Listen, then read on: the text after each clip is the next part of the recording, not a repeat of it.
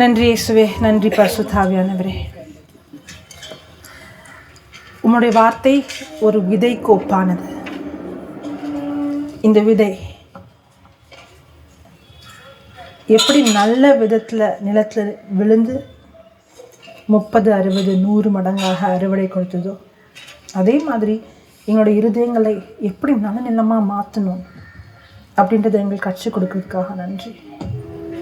உங்களுடைய வார்த்தையை கேட்குறவங்களா மட்டும் இல்லாமல் இந்த வார்த்தை எங்கள் இருதயத்தில் விதைச்சு அதில் இருக்கிற கனிகளை நாங்களும் எங்கள் மூலமாக பிறரும் அந்த கனிகளை அனுபவிக்கிறதுக்கான அந்த புரிதலை எங்களுக்கு கொடுக்கறதுக்காக நன்றி. இயேசுவின் நாமத்தில் ஜெபிக்கிறோம் பிதாவே, ஆமென். பிரைஸ் தி லார்ட், ஹல்லேலூயா. எத்தனை நிலம்? 4. முதலாவது நிலம் விதை எதுக்கு ஒப்பானது? கடவுளோட வார்த்தை, இறை வார்த்தை. நிலம் எதற்கு ஒப்பானது? நம்மளுடைய இருதயம். நான் ஏற்கனவே சொன்ன மாதிரி அந்த இருதயம் அப்படின்னா எதை குறிக்குதுன்னா அந்த இடத்துல ஆத்மாவை குறிக்குது. ஏன்னா நம்மளுடைய ஆவி ஏற்கனவே நம்ம புது சிருஷ்டியாகவும் முழுமையடைந்தும் பழையன கழிந்து புதியன புகுந்ததாகவும் இருக்குது. அப்போ இங்கே எங்கே மாற்றம் ஏற்படணும்? நம்மளுடைய ஆத்மால தான் மாற்றம் ஏற்படணும். அப்போ இந்த வார்த்தை எங்கே மாற்றம் கொண்டு வருது? ஆத்மானா என்னுடைய சிந்தனை, என்னுடைய குணம், சுபாவம், இதில் தான் எனக்கு என்ன வரணும்? மாற்றம் ஏற்படணும். இந்த மாற்றம் எது கொண்டு வரும்? அது இறை வார்த்தை. இந்த ஊமையை என்ன பார்த்தோம் அப்படின்னா, இந்த ஊமையை நீங்கள் புரிஞ்சுக்கலன்னா வேற எந்த ஊமையுமே புரிஞ்சுக்க முடியாதுன்னு யாரு சொல்றாரு? இயேசு கிறிஸ்துவே சொல்றாரு. இந்த ஊமையை நீங்கள் புரிஞ்சுக்கலன்னா எதுவுமே, இதுதான் கீ மாதிரி, சாவி மாதிரி, இதை வச்சு திறந்ததான் மற்றது எல்லாமே நம்ம வாழ்க்கையில் செயல்படும். ஏன்னா கடவுளுடைய ராஜ்யம் முழுவதுமே எப்படி செயல்படும்னா, ஒரு விதை எப்படி செயல்படுமோ அப்படி செயல்படும். முதலாவது நிலம் எப்படிப்பட்டதுன்னா, அந்த விதை பாதையோரமாக விழுது. அதில் பறவைகள் அந்த விதையை அதை சாப்பிட்றது இல்லையா? அதுக்கு விளக்கம் என்ன அப்படின்னா, வார்த்தையை கேட்குறேன், ஆனால் அந்த வார்த்தையை கேட்டு அதை புரிஞ்சு கொள்ளாத போது, புரிஞ்சாதான் நம்ம இருதயத்துக்குள்ளே போகும். அதை புரிஞ்சு கொள்ளாத போது தான் சாத்தான் எதை திருடுறான்? வார்த்தையை திருடுறான் இல்லையா? சாத்தான் திருடுவதற்கும் அழிப்பதற்கும் கொல்லுவதற்கும் வந்திருக்கிறான். எதை திருடுறதுக்கு? வார்த்தையை, இறை வார்த்தையை திருடிட்டா அப்போ நம்ம வாழ்க்கையில் எல்லாத்தையுமே திருடினதுக்கு சமம். திருடினாதான் அவனால் அழிக்கவும் கொல்லவும் முடியும். இந்த 2வது நிலம் எப்படிப்பட்ட நிலம் அப்படின்னா, வார்த்தையை மகிழ்ச்சியோடு கேட்டாங்களாம். ஆனால் அந்த வார்த்தையை மகிழ்ச்சியோடு ஏன் மகிழ்ச்சியோடு கேட்டாங்க? அதை புரிஞ்சுக்கிட்டாங்க. இவங்க முதல் நிலம் மாதிரி கிடையாது. நான் ஏற்கனவே சொன்ன மாதிரி இதெல்லாம் ஸ்டெப்பு. இதை தாண்டி தான் இதுக்கு வர முடியும். முதல் நிலத்தை தாண்டி தான் 2வது நிலத்துக்கு வர முடியும். புரிஞ்சாதான் அடுத்தது வரும். அதுக்கப்புறம் தான் அடுத்தது, அதுக்கப்புறம் தான் நல்ல நிலம். அப்போ எல்லோருமே அந்த முதல் நிலத்தை தாண்டி தான் வரும். முதல் நிலத்தில் கேட்டு புரியாதவங்க, 2வது நிலம் கேட்டு புரிஞ்சவங்க தான். அது வாசிங்க. 2வது நிலம் தங்களுக்குள்ளே வேர் கொள்ளாதபடியினால் கொஞ்ச காலம் மாத்திரம் நிலைச்சிருக்கிறாங்க. வசனத்தின் நிமித்தம் உபத்திரவமும் துன்பமும் உண்டான உடனே இடறல் அடைகிறார்கள். இவர்களே கற்பாறை நிலத்தில் விதைக்கப்பட்டவர்கள். சில விதை 5வது வசனம், சில விதை அதிக மண் இல்லாத கற்பாறை நிலத்தில் விழுந்தது. அதற்கு ஆழமான மண் இல்லாததினாலே சீக்கிரத்தில் முளைத்தது. அந்த வார்த்தை எனக்கு வேணும். சீக்கிரத்தில்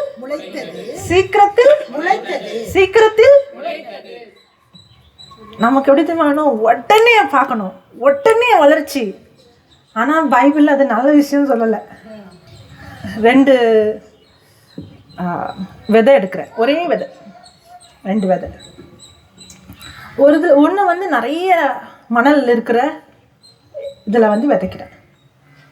இன்னொரு விதையை வந்து ரொம்ப கொஞ்சோண்டு மணல் வச்சு விதைக்கிறேன். 2லையும் தண்ணி ஊற்றுறேன். எது வேகமாக வளரும்? பரவாயில்ல. எது அது பார்க்கறதுமா தெரியும்.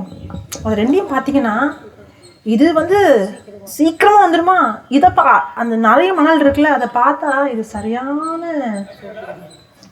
சோம்பேறி மாதிரி இருக்கும் பார்க்குறதுக்கு.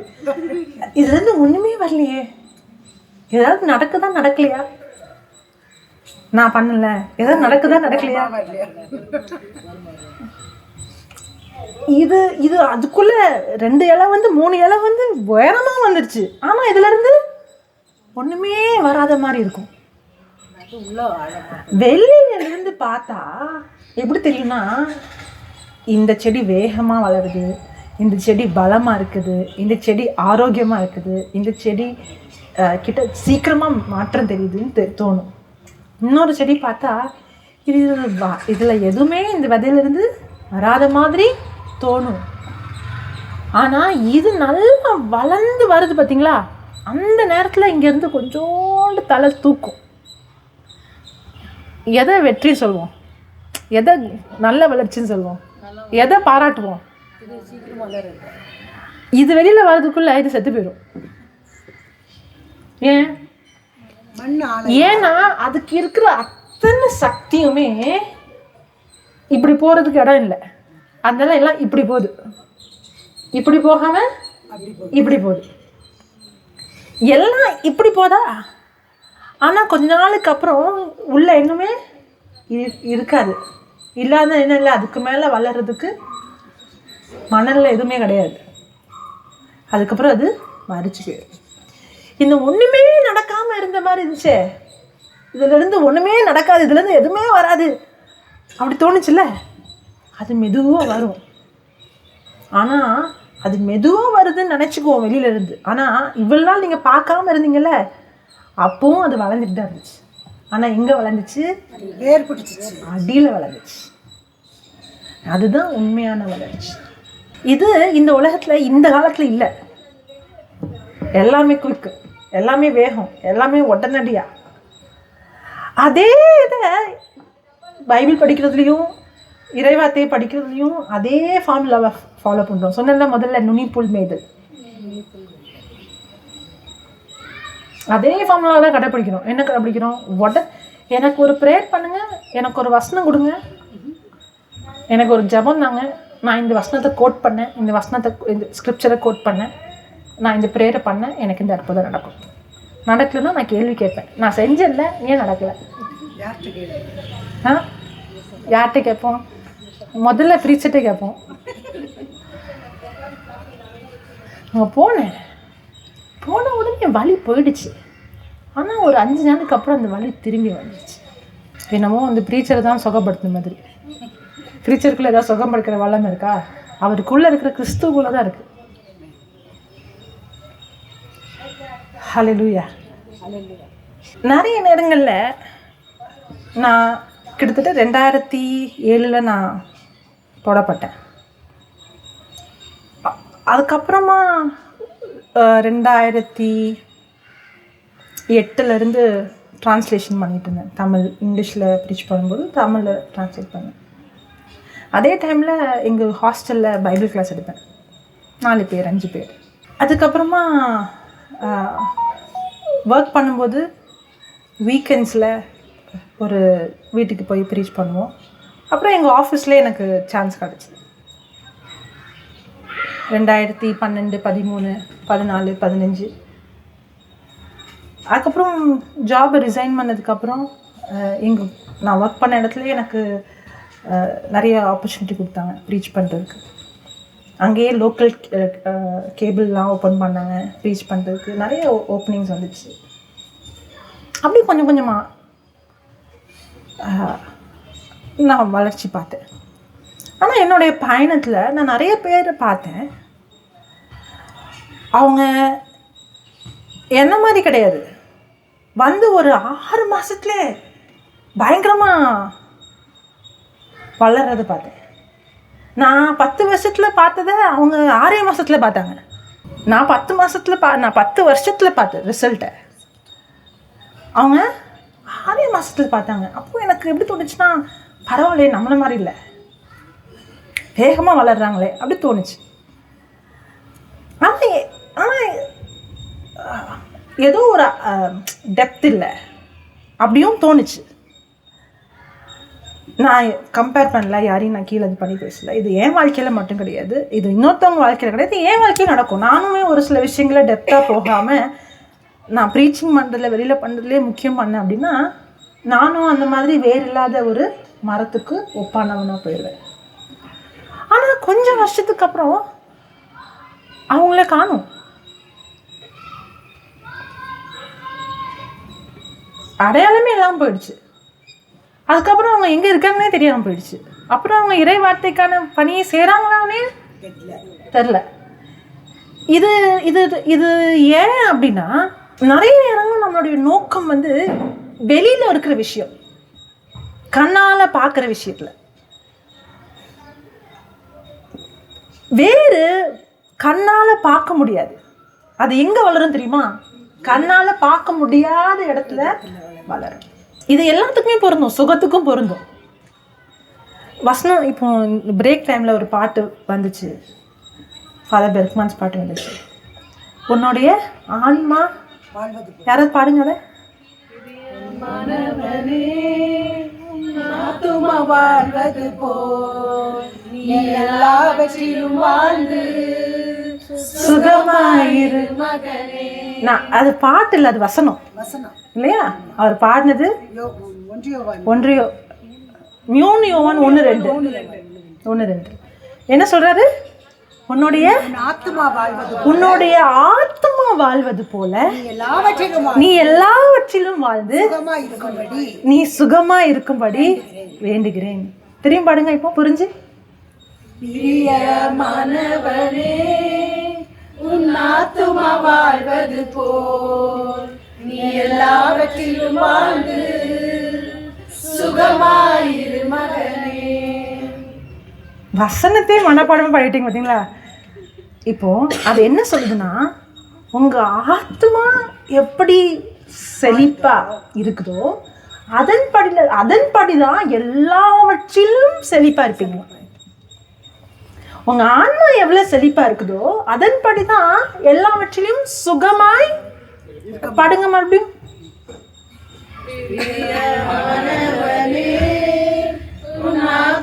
வாழ்வது போல் நீ எல்லாவற்றிலும் வாழ்ந்து சுகமாயிரு மகனே. அப்போ இங்க எங்க சுகம்? உங்க ஆத்மா எந்த அளவுக்கு சுகமா இருக்குதோ அந்த அளவுக்கு எல்லாவற்றிலையும் சுகமா இருப்பீங்க. உங்க ஆத்மா எந்த அளவுக்கு சுகமா இருக்குதோ அந்த அளவுக்கு உங்க உடலும் சுகமா இருக்கும். நான் இன்ஸ்டன்ட் ஹீலிங்கை நம்புகிறேன். ஏன்னா பைபிள் இருக்குது, இன்ஸ்டண்ட்டாக கண் தெரிகிறது, இன்ஸ்டண்ட்டாக நடக்கிறது, இன்ஸ்டண்ட்டாக சுகம் பெறுறதை நான் நம்புகிறேன். அது இறைவாக்கில் இருக்குது, அதை நானும் பார்க்குறேன். நான் அதுக்கு எதிர்த்து கிடையாது. ஆனால் அது மட்டுமே இருந்துச்சுன்னா அப்புறம் இயேசு கிறிஸ்து ஏன் இந்த ஊமையை பற்றி பேசணும்? ஒரு உதாரணம் சொல்கிறேன். ஒருத்தவங்க ஒரு நோயோடு வராங்க, உடலில் ஒரு நோயோடு வராங்க. உடலில் இருக்கிற நோய் ஆன்மாவில் இருக்கிற நோயோடைய விளைவு இல்லையா? ஆன்மாவில் இருக்கிற நோயோட விளைவு தான் உடலில் இருக்கிற நோய். அப்போ ஒருத்தவங்க உடலில் நோயோடு வராங்க.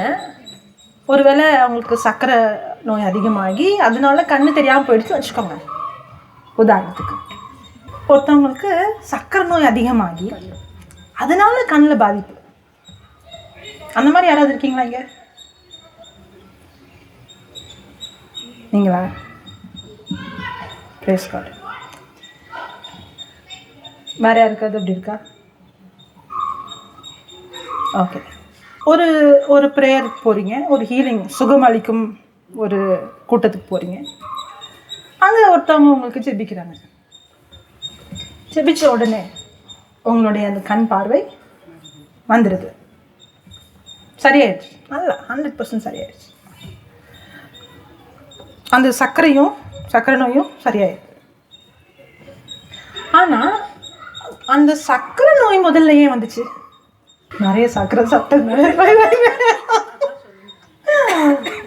நல்லா நல்லா தெரிஞ்சுக்கோங்க, சயின்ஸ் என்ன சொல்லுது, உணவெல்லாம் 2% தான்.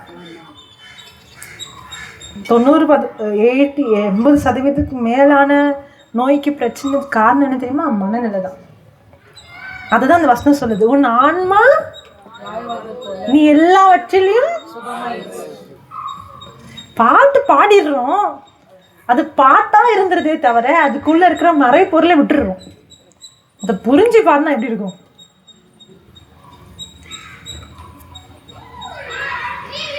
அந்த நோய் காரணம் நம்ம உடம்புல நிறைய ரசாயனங்கள் இருக்கு இல்லையா? அந்த ரசாயனங்கள் எல்லாமே எப்படி இருக்கணும் தெரியுமா? சீராக இருக்கணுமா. அந்த ரசாயனங்கள் ரொம்ப அதிகமாகவும் போகக்கூடாது, ரொம்ப குறவும் போகக்கூடாது. அப்படி போனால் சர்க்கரை நோய் இல்லை, இன்சுலின் அதிகம். உங்களுக்கு நான் இருக்க சொல்லலைங்க, அதுதான் உங்களுக்கு இல்லை, நான் உங்களை சொல்லவே இல்லை. அதிகமாக இல்லைன்னா ரொம்ப கம்மியானாலும் பிரச்சனை. இது இந்த இன்சுலின் மட்டும் கிடையாது, உலகத்தில் உடம்புல இருக்கிற எல்லா ரசாயனங்களுமே எல்லா திரவங்களுமே எந்த அளவு இருக்கணுமோ அந்த அளவு தான் இருக்கணும். அது அதிகமாகவோ ரொம்ப கம்மியாகவோ ஆனால் அதுக்கு தான் அதான் மற்ற நோய்களாக வருது. இந்த ரசாயனங்கள் ஏன் அதிகமாகுது இல்லாட்டா ரொம்ப கம்மியாகுதுன்னா, எல்லாம் கடைசியில் எங்கே போகணும்னா மூளைக்கு போகும். மூளையில் ஏன் அந்த பிரச்சனை வருதுன்னா சிந்தனை. அதனால தான் கோபம், வெறுப்பு. வசனம் சொல்றதுல எங்கே கோபமும் வெறுப்பு இருக்கோ அங்கே எல்லா விதமான தீமையும் இருக்குது. யாக்கோபு 3 இருக்குது. இது மன்னிக்க முடியாதது கோபம், வெறுப்பு, பயம், கவலை. பயம் இருக்கும்போது படப்படப்பாக இருக்குது. இதெல்லாம் என்னது? அந்த பயம்ன்ற சிந்தனை மூளையை பாதிக்குது. மூளை என்ன செய்யுது? அந்த ரசாயனத்தில் ஒரு மாற்றத்தை ஏற்படும். இப்போ இந்த பயம், இந்த கவலை, இந்த கோபம், இந்த இந்த இந்த வெறுப்பு, மன்னிக்க முடியாத தன்மை, இதெல்லாம் தான் ஆன்மா நோயாக இருக்குன்னா நோயோடு இருக்கிறதுக்கு அடையாளம். நீங்கள் அந்த ஹீலிங் கூட்டத்துக்கு போகிறாங்க, இந்த அந்த எக்ஸாம்பிள் கண்ணு பிரச்சனை போன உடனே சுகம் எங்கே நடக்குது? அவசியம் கிடையாது, அவசியம் கிடையாது. எங்கே நடக்குது தெரியுமா? கண்ணில் நடக்குது, அவங்களுடைய உறுப்பில் நடக்குது. ஆனால் ஆன்மா கவலை, புலம்பல், பிரச்சனை. ஆனால் அந்த நேரத்தில் ஒரு உற்சாகம் இருக்குது. இந்த 2ஆவது நேரம் இருக்குதே, வார்த்தையை கேட்ட உடனே புரிஞ்சுக்கிட்டோம், உற்சாகம் இருக்குது. ஆனால் அந்த வார்த்தை என்ன ஆகலை? வேறா உள்ளே போய் உள்ள என்னுடைய குணத்தை, சிந்தனையை, சுபாவத்தை இன்னும் அது மாற்றலை. அப்போ அந்த நேரத்தில் எனக்கு புரிஞ்சிடுச்சு, அந்த நேரத்தில் எனக்கு உற்சாகமும் இருக்குது, அந்த நேரத்தில் எனக்கு உடல்ல சுகமும் இருக்குது. ஆனால் திரும்பி அந்த மீட்டிங் முடிஞ்சு போனதுக்கப்புறம்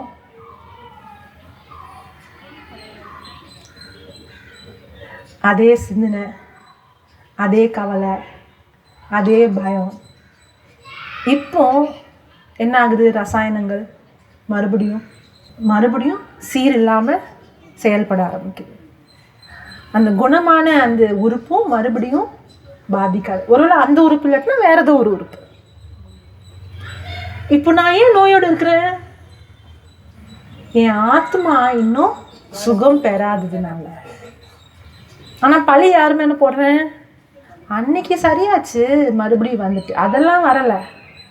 என் ஆத்மாவை நான் சீர்படுத்தலை, மாற்றலை, என் எண்ணத்தை நான் புதுப்பிக்கலை.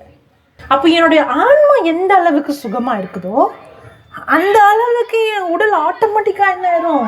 சுகமாயிரும். உடல் சுகம் மட்டும் இல்லை, எல்லாவற்றிலையும். அப்படின்னு அர்த்தம். அது பணம் அப்படின்னா என் வாழ்க்கையில் இருக்கிற எல்லா பிரச்சனையும், அது பண சம்மந்த பிரச்சனையாக இருந்தாலும் சரி, அது உறவுகள் ரீதியான பிரச்சனையாக இருந்தாலும் சரி, அது உடல் ரீதியான பிரச்சனையாக இருந்தாலும் சரி, அது சமூக ரீதியான பிரச்சனையாக இருந்தால், என்னுடைய சோஷியல் லைஃப்பில் இருக்கிற பிரச்சனை, எல்லா பிரச்சனையோடைய வேறுமே ஆன்மா தான். அந்த ஆன்மா எப்படி மாறும்னா, விதைப்பவர் எப்படி விதையை விதைச்சு அந்த விதை எப்படி வேறு உள்ளே போகி எப்படி அந்த மாற்றம் கண்ணுக்கு தெரியாத இடத்துல நடக்குமோ அந்த மாதிரி தான் ஆன்மா மாறுமே தவிர ஒரே நாளில் கையை வச்சோன்னே ஆன்மா மாறாது. அதனால தான் சொன்னேன், அங்கே போய் கேட்ட உடனே ஆன்மாவில் சுகம் பெறல, அது சுகத்தின் ஆரம்பம் மட்டும்தான். அந்த ஆரம்பம் என்னது முதல்ல புரிந்து கொள்றது. அப்போ அந்த விதையானது கண்ணுக்கு தெரியாது. எப்படி ஒரு விதையை விதைச்சு அது உள்ள அது வளர ஆரம்பிக்குதோ அதே மாதிரி இறை வார்த்தை நம்மளுடைய சுபாவம், நம்மளுடைய குணம், நம்மளுடைய சிந்தனை, நம்மளுடைய பயம், இந்த இடங்கள்ல அது என்ன செய்யும்? மாற்றத்தை ஏற்படுத்தும். நம்ம நினைக்கிறோம், நான் தான் ஜெபிக்கிறேனே, ஆண்டவர் காயங்கள் குணமாயிட்டேன்னு, இயேசுவே உம்முடைய தழும்புகளால் நான் குணமானேன் அப்படின்னாலும் ஜெபிக்கிறேன்ல, எப்பயும் நடக்க மாட்டேங்குது. ஆனால் நமக்கு புரியல, அந்த நோயோட வேறு என்னுடைய பயம், அந்த நோயோட வேறு என்னுடைய கவலை, அந்த நோயோட வேறு என்னுடைய கோபம், வெறுப்பு, கசப்புணர்வு. அப்போ அந்த வார்த்தை முதல்ல போய் எதை சுகப்படுத்துது? அந்த வேற, அந்த அந்த பிரச்சனையின் வேற. அப்படிதான். அதனாலதான் இயேசு சொன்னாரு, இந்த உவமையை நீ புரிஞ்சுக்கலன்னா நீ எந்த உவமையுமே நீ புரிஞ்சிக்க முடியாது. ஏன்னா ஆண்டோடைய ராஜ்யமே இந்த விதை எப்படி செயல்படுமோ அப்படிதான் செயல்படும். நான் ஏற்கனவே சொன்ன மாதிரி வார்த்தையை பல விதங்களில் படிக்கலாம். செய்தியை கேட்கறது மூலமா, புஸ்தகங்கள் வாசிக்கிறது மூலமா. ஆனால் நீங்க தனிப்பட்ட முறையில் உங்களோட பைபிளை வாசித்து படிக்கணும். உங்களுடைய ஃபவுண்டேஷன் நீங்கள் கேட்ட செய்தியோ, ஏதோ ஒரு நிமிஷம் செய்தியோ, ஒரு அரை மணி நேரம் செய்தியோ வச்சு இருக்கவே கூடாது. அதெல்லாம் உங்களுக்கு உதவி செய்யும், அவ்வளோதான். ஏன்னா நம்ம நுனிப்புள் மேயறோமே தவிர நம்ம என்ன செய்ய மாட்டேங்கிறோம்? ஆழமாக போக மாட்டேங்கிறோம். நம்ம எதுக்கு முக்கியத்துவம் கொடுக்க மாட்டேங்கிறோம்னா, ஃபவுண்டேஷனுக்கு முக்கியத்துவம் கொடுக்காம ஹார்வெஸ்ட்டுக்கு முக்கியத்துவம் கொடுக்குறோம். எப்போ இது நடக்கும், இது ஏன் நடக்க மாட்டேங்குது, நான் தான் ஜெபிக்கிறேனே, எப்போ இந்த சூழ்நிலை மாறும், எப்போ இந்த சுகம் கிடைக்கும், எப்போ எனக்கு இந்த பணம் வரும், எப்போ இந்த பிரச்சனையிலேருந்து வெளியே வருவேன், எப்போ கண்ணுக்கு தெரிகிற ரிசல்ட் தான் எப்போ வரும்னு ஆசைப்படுறோம். ஆனால் அதை பற்றி கவலையே பட வேண்டாம். வெளியில் எப்போ நடக்கும்ன்றதை பற்றி நீங்கள் கவலையே பட வேண்டாம். ஏன்னா ஓகே, அது 26வது வசனம் வாசிங்க, மார்க் 4:26. பின்னும் அவர் அவர்களை நோக்கி, தேவனுடைய ராஜ்யமானது ஒரு மனுஷன் நிலத்தில் விதையை விதைத்து இரவில் தூங்கி பகலில் விழித்திருக்க அவனுக்கு தெரியாத விதமா அவனுக்கு அப்போ ஒரு விவசாயி விதையை விதைச்சிட்டா உள்ள என்ன நடக்கணும் தெரியுமா? ஆக்சுவலா விதை இருக்குல்ல, மாடர்ன் சயின்ஸ் என்னாச்சு? மாடர்ன் சயின்ஸில் நிறைய விஷயங்கள் கண்டுபிடிக்கிறாங்க, நிறைய இன்னோவேஷன்ஸ் இருக்குது, நிறைய டெக்னாலஜி இருக்குது இல்லையா? மனுஷன் நினச்சிக்குவான் நான் பெரிய புத்திசாலின்னு. ஆக்சுவலாக மனுஷன் இன்னோவேட் பண்ணுறது எல்லாமே காப்பி ஆஃப் காட்ஸ் கிரியேஷன். எல்லாமே பாருங்களேன், ஒரு கம்ப்யூட்டர் எடுத்துகிட்டா அது மனுஷனுடைய பிரெயினை காப்பி பண்ணுது. ஒரு ஃப்ளைட்டை எடுத்துக்கிட்டிங்கன்னா அது பறவையை பார்த்து காப்பி பண்ணுறது. எல்லாமே மனுஷனுக்குள்ளே ஆண்டவர் வச்சிருக்கிறது தான் மனுஷன் உருவாக்குறான். அவன் ஒன்றும் தன்னால் எங்கேயோ இருந்துலாம் கொண்டு வரல. மனுஷன் இனோவேட் பண்ணுறதுலாம் God already implanted in us. நமக்குள்ளே இருக்கிறது தான் நம்ம பண்ணுறோம். இப்போ ரோடு போடுறோன்னா அது ஏற்கனவே இருக்குது, வசனத்தில் இருக்குது, பரலோகத்திலே தங்கத்தில் தான் ரோடு போடுறாங்க. எல்லாமே நமக்குள்ளே ஏற்கனவே இருக்குது. ஒருத்தர் சொன்னானா, கடவுள்கிட்ட சவால் விட்டானா, நீங்களா நானா, நானும் உருவாக்குறேன் நீங்களும் உருவாக்குங்க, யார் உருவாக்குறோன்னு பார்க்கலாம், யார் படைப்பாளின்னு பார்க்கலாம். அப்போ கடவுள் சொன்னானா, சரி ஓகே நீ உருவாக்கு, நான் உருவாக்குறேங்க. அப்போ மண் எடுத்தானா, மண் எடுத்தோடனே கடவுள் சொன்னாதான், அது நான் படைச்ச மண், நீயா மண்ணை படை. கரெக்டு தானே? மனுஷனால எதுவுமே படைக்க முடியாது, அவங்க கடவுளே கிடையாது. அவன் என்னெல்லாம் இன்னோவேட் பண்ணுறானோ அதெல்லாம் ஏற்கனவே கடவுள் உண்டாக்குனது. அவர் கொடுத்த அறிவு, அவர் கொடுத்த ஞானம், அவர் கொடுத்த சிந்தனை, அவர் கொடுத்த அந்த படைப்பாளியோடைய அந்த இது, அவர் கொடுத்த பொருளை வச்சு தான் பண்ணுறோம். சயின்ஸ் வந்து எவ்வளோதான் இன்னோவேட் பண்ணானோ இன்னைக்கு வர சயின்ஸால் ஒரு விதையை உருவாக்கவே முடியாது, இனிமேலும் உருவாக்க முடியாது. ஏன்னா ஒரு விதை வந்து ஒரு மிஸ்ட்ரி. அந்த விதையை உள்ளே போய் நோண்டி அதை கரெக்ட் பண்ணலாம். அது பண்ணுவான் மனுஷன், க்ளோனிங் பண்ணுறேன், அது பண்ணுறேன், இது பண்ணுறேன்னு அவன் உள்ளே போய் படைப்பை ஏதாவது பண்ணுவான். ஆனால் அவனால் என்ன செய்ய முடியாது, எதுவுமே படைக்க முடியாது. அந்த விதை தான் அது எப்படி சொல்கிறது, எல்லா மெமரியும் அப்படியே பாஸ் ஆன் பண்ணுறது. அதுக்குள்ளே தான் எல்லாமே இருக்குது.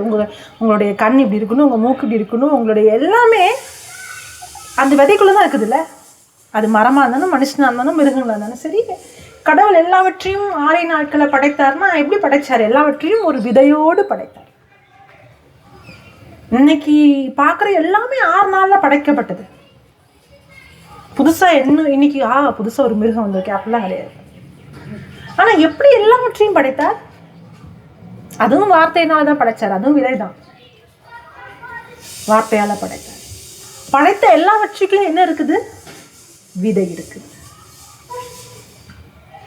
அந்த விதைக்குள்ள இருக்கிற அந்த ஆற்றல் இருக்கு இல்லையா, அந்த விதையால் என்ன செய்ய முடியும்? பழுகி பெருக முடியும். இதை சயின்டிஸ்டால ஒரு விதை மாதிரி ஒன்று உருவாக்கலாம். அதை பார்க்க விதை மாதிரி இருக்கலாம், வாசனை விதை மாதிரி இருக்கலாம், அது நிறம் விதை மாதிரி இருக்கலாம். ஆனால் அதுல இருந்து உயிர் வராது. அந்த விதையை சொன்ன மாதிரி அந்த விதையை எடுத்து வேணா அதை பண்ணலாம். ஆனால் இதுவரை அதுக்குள்ள இருக்கிற ரகசியத்தை எந்த மனுஷனுமே புரிஞ்சுக்கிட்டதே இல்லை. எப்படி அந்த விதையிலிருந்து உயிர் வருதுன்னு, ஒரு குழந்தை உருவாகுதுன்னா அந்த விதையிலிருந்து எப்படி உயிர் வருதுன்னு இதுவரை எந்த மனுஷனும் கண்டுபிடிக்கல. கண்டுபிடிச்சா அவனை தான் விதையை உருவாக்கிடுவானே. அந்த மண்ணு கதை மாதிரி தான். அப்புறம் இது ஏன் மண்ணு, அதை பண்ணுவான். அது ஜெனட்டிக் இன்ஜினியர் வேற சொல்லிக்கோங்க. அந்த விதைக்குள்ள இருக்கிறது மிஸ்ட்ரி. அதுலேருந்து எப்படி உயிர் வருது, எப்படி மரம் வருது, எப்படி செடி வருது, எப்படி கனிகள் வருதுன்னு யாருக்குமே தெரியாது.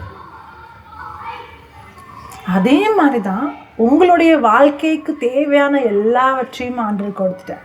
ஆனால் அவர் கொடுத்தது உங்களுடைய வாழ்க்கையில் நடக்கணும்னா, அந்த அற்புதம் உங்கள் வாழ்க்கையில் நடக்கணும்னா, அந்த அறுவடை உங்கள் வாழ்க்கையில் வரணும்னா, அந்த விதை எப்படி செயல்படுதோ அப்படிதான் ஆண்டவர் ராஜ்யமும் செயல்படும்.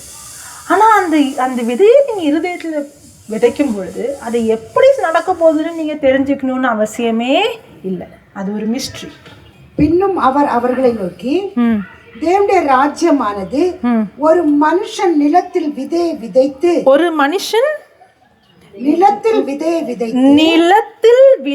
விதைத்து இரவில் தூங்கி பகலில் விழித்திருக்க. பகலில் அப்படி என்ன அர்த்தம்? அவர் விதையை வச்சுட்டு ஒண்ணு பண்ணாம போயிட்டாரா? இல்ல, தூங்குறாரு, விழிக்கிறாரு, அவருடைய வேலையை பண்றாரு. ஆனால் அவனுக்கு தெரியாத விதமாய் விதை முளைத்து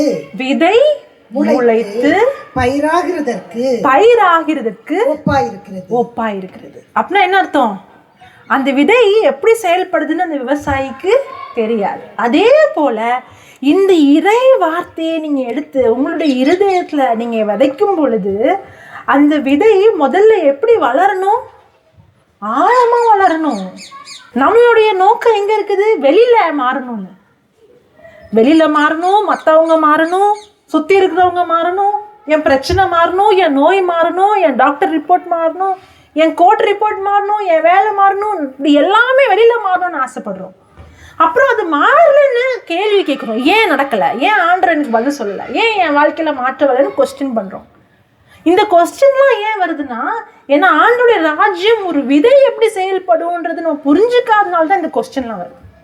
அந்த வார்த்தையை இருதயத்துக்குள்ளே போயிடுச்சுன்னா என்னால் வெளியில் கண்ணால் மாற்றத்தை பார்க்க முடியாதுன்றதுனால அந்த விதை எந்த செயலும் பண்ணலன்னு அர்த்தம் கிடையாது. எப்படி அந்த விவசாயி தூங்கி எழுந்திருக்கிறாரோ வெளியிலிருந்து அவரால் எதுவுமே முதல்ல எப்படி இருந்ததோ அப்படிதான் இருக்குது. அவரால் எதுவுமே என்ன செய்ய முடியல, பார்க்க முடியல. அவரால் எதுவுமே பார்க்க முடியல. வெளியில் எந்த மாற்றமும் வரல. அப்படி வெளியில் எந்த மாற்றமும் வரலன்றதுனால அந்த வார்த்தை வேலை செய்யலைன்னு அர்த்தமா? இல்லை.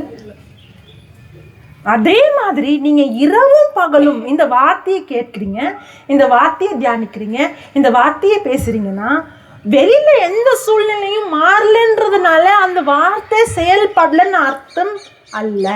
மரம் எவ்வளோ பெருசாக போகுதோ அவ்வளோ பெருசாக வேறு. அப்போ ரொம்ப நாள் ஆகுது அப்படின்னா பெரிய அறுவடைன்னு அர்த்தம். இப்படி வளரல, நீங்க ஆழமா வளர்றீங்க. நமக்கு எப்படி வளர்ச்சி வேணும்? கொஞ்சம் மண் இருந்ததுனால் உடனடியாக வளர்ந்தது. உடனே நம்ம சொல்லுவோம் அவங்களுக்கு நடக்குது. இந்த உலகத்துல கெட்டவங்க நல்லா வளர்றாங்க. இப்படி பண்றவங்களுக்குலாம் நடக்குது. இப்போதான் நான் எத்தனை வருஷமா இருக்கிறேன், இப்போ வந்து அவங்களுக்குலாம் பார்க்குறாங்க. நம்ம 20-25 வருஷமா இருக்கிறோம். அதுதான் வெளியிலேருந்து பார்க்குறது. வெளியிலேருந்து பார்க்குறதுக்கு செடி இத்தனோன்னு இருக்கலாம், ஆனால் ஆண்டவருடைய கண்ணில் வேறு ஆழமாக இருக்குது. இங்கே வெளியிலேருந்து பார்க்குறதுக்கு வேகமாக வளரலாம், ஆனால் ஆண்டவருடைய கண்ணுக்கு வேறே இல்லாமல் இருக்கு. எப்படி வளர்ச்சி வேணும்? இப்படியா? இப்படி வளர்ச்சி ஆட்டோமேட்டிக்காக வரும். அதை பற்றி நீங்கள் கவலையே பட வேண்டாம். விதை இருதயத்தில் இல்லைன்னா கனி வருமா? நீங்கள் விதையை விடுங்க. நம்ம ஆட்கள் எப்படி தெரியுமா? நான் விதையை விதைச்சி விதை அறுவடை உள்ளே போய் அப்புறம் வர்றது விடுங்க. நம்ம ஆட்கள் விதையே இல்லாமல் அறுவடை வரலன்னு குறை சொல்லுவாங்க. உதாரணத்துக்கு ஒரு விவசாயி இருந்தார். அவர்கிட்ட நிறைய விதை இருந்துச்சான். விதை எங்கே வச்சாராம்? வீட்டில் ஒரு பெரிய ஆல்ட்ரு கட்டி பைபிள் பக்கத்தில் அந்த விதையை வச்சாராம். வச்சு என்ன பண்ணாராம்? நல்லா ப்ரேயர் பண்ணார், ஃபாஸ்டிங் பண்ணார். தினமும் போய் கஷ்டமும் படுறாரு. என்ன பண்ணுறாரு? நிலத்தை உழுவுறாரு, தண்ணி ஊற்றுறாரு, உரம் போடுறாரு, எல்லாமே பண்ணுறாரு. அதுதான் ஆல்டரில் இருக்கு.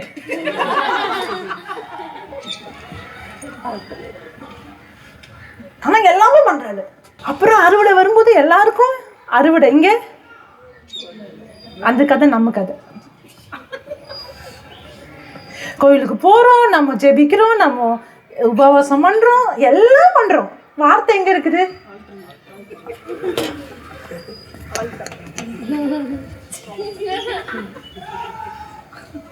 நீ விதையே விதைக்கல. நான் விதையை விதைக்கிற பூமியை முதல்ல விட்டுடுறேன். நான் விதையே விதைக்கல, ஆனால் ஆண்டவரே விசுவாசம் இருக்குதா? இருக்குது. விசுவாசம் என்னது தெரியாது. ஏன் தெரியாது?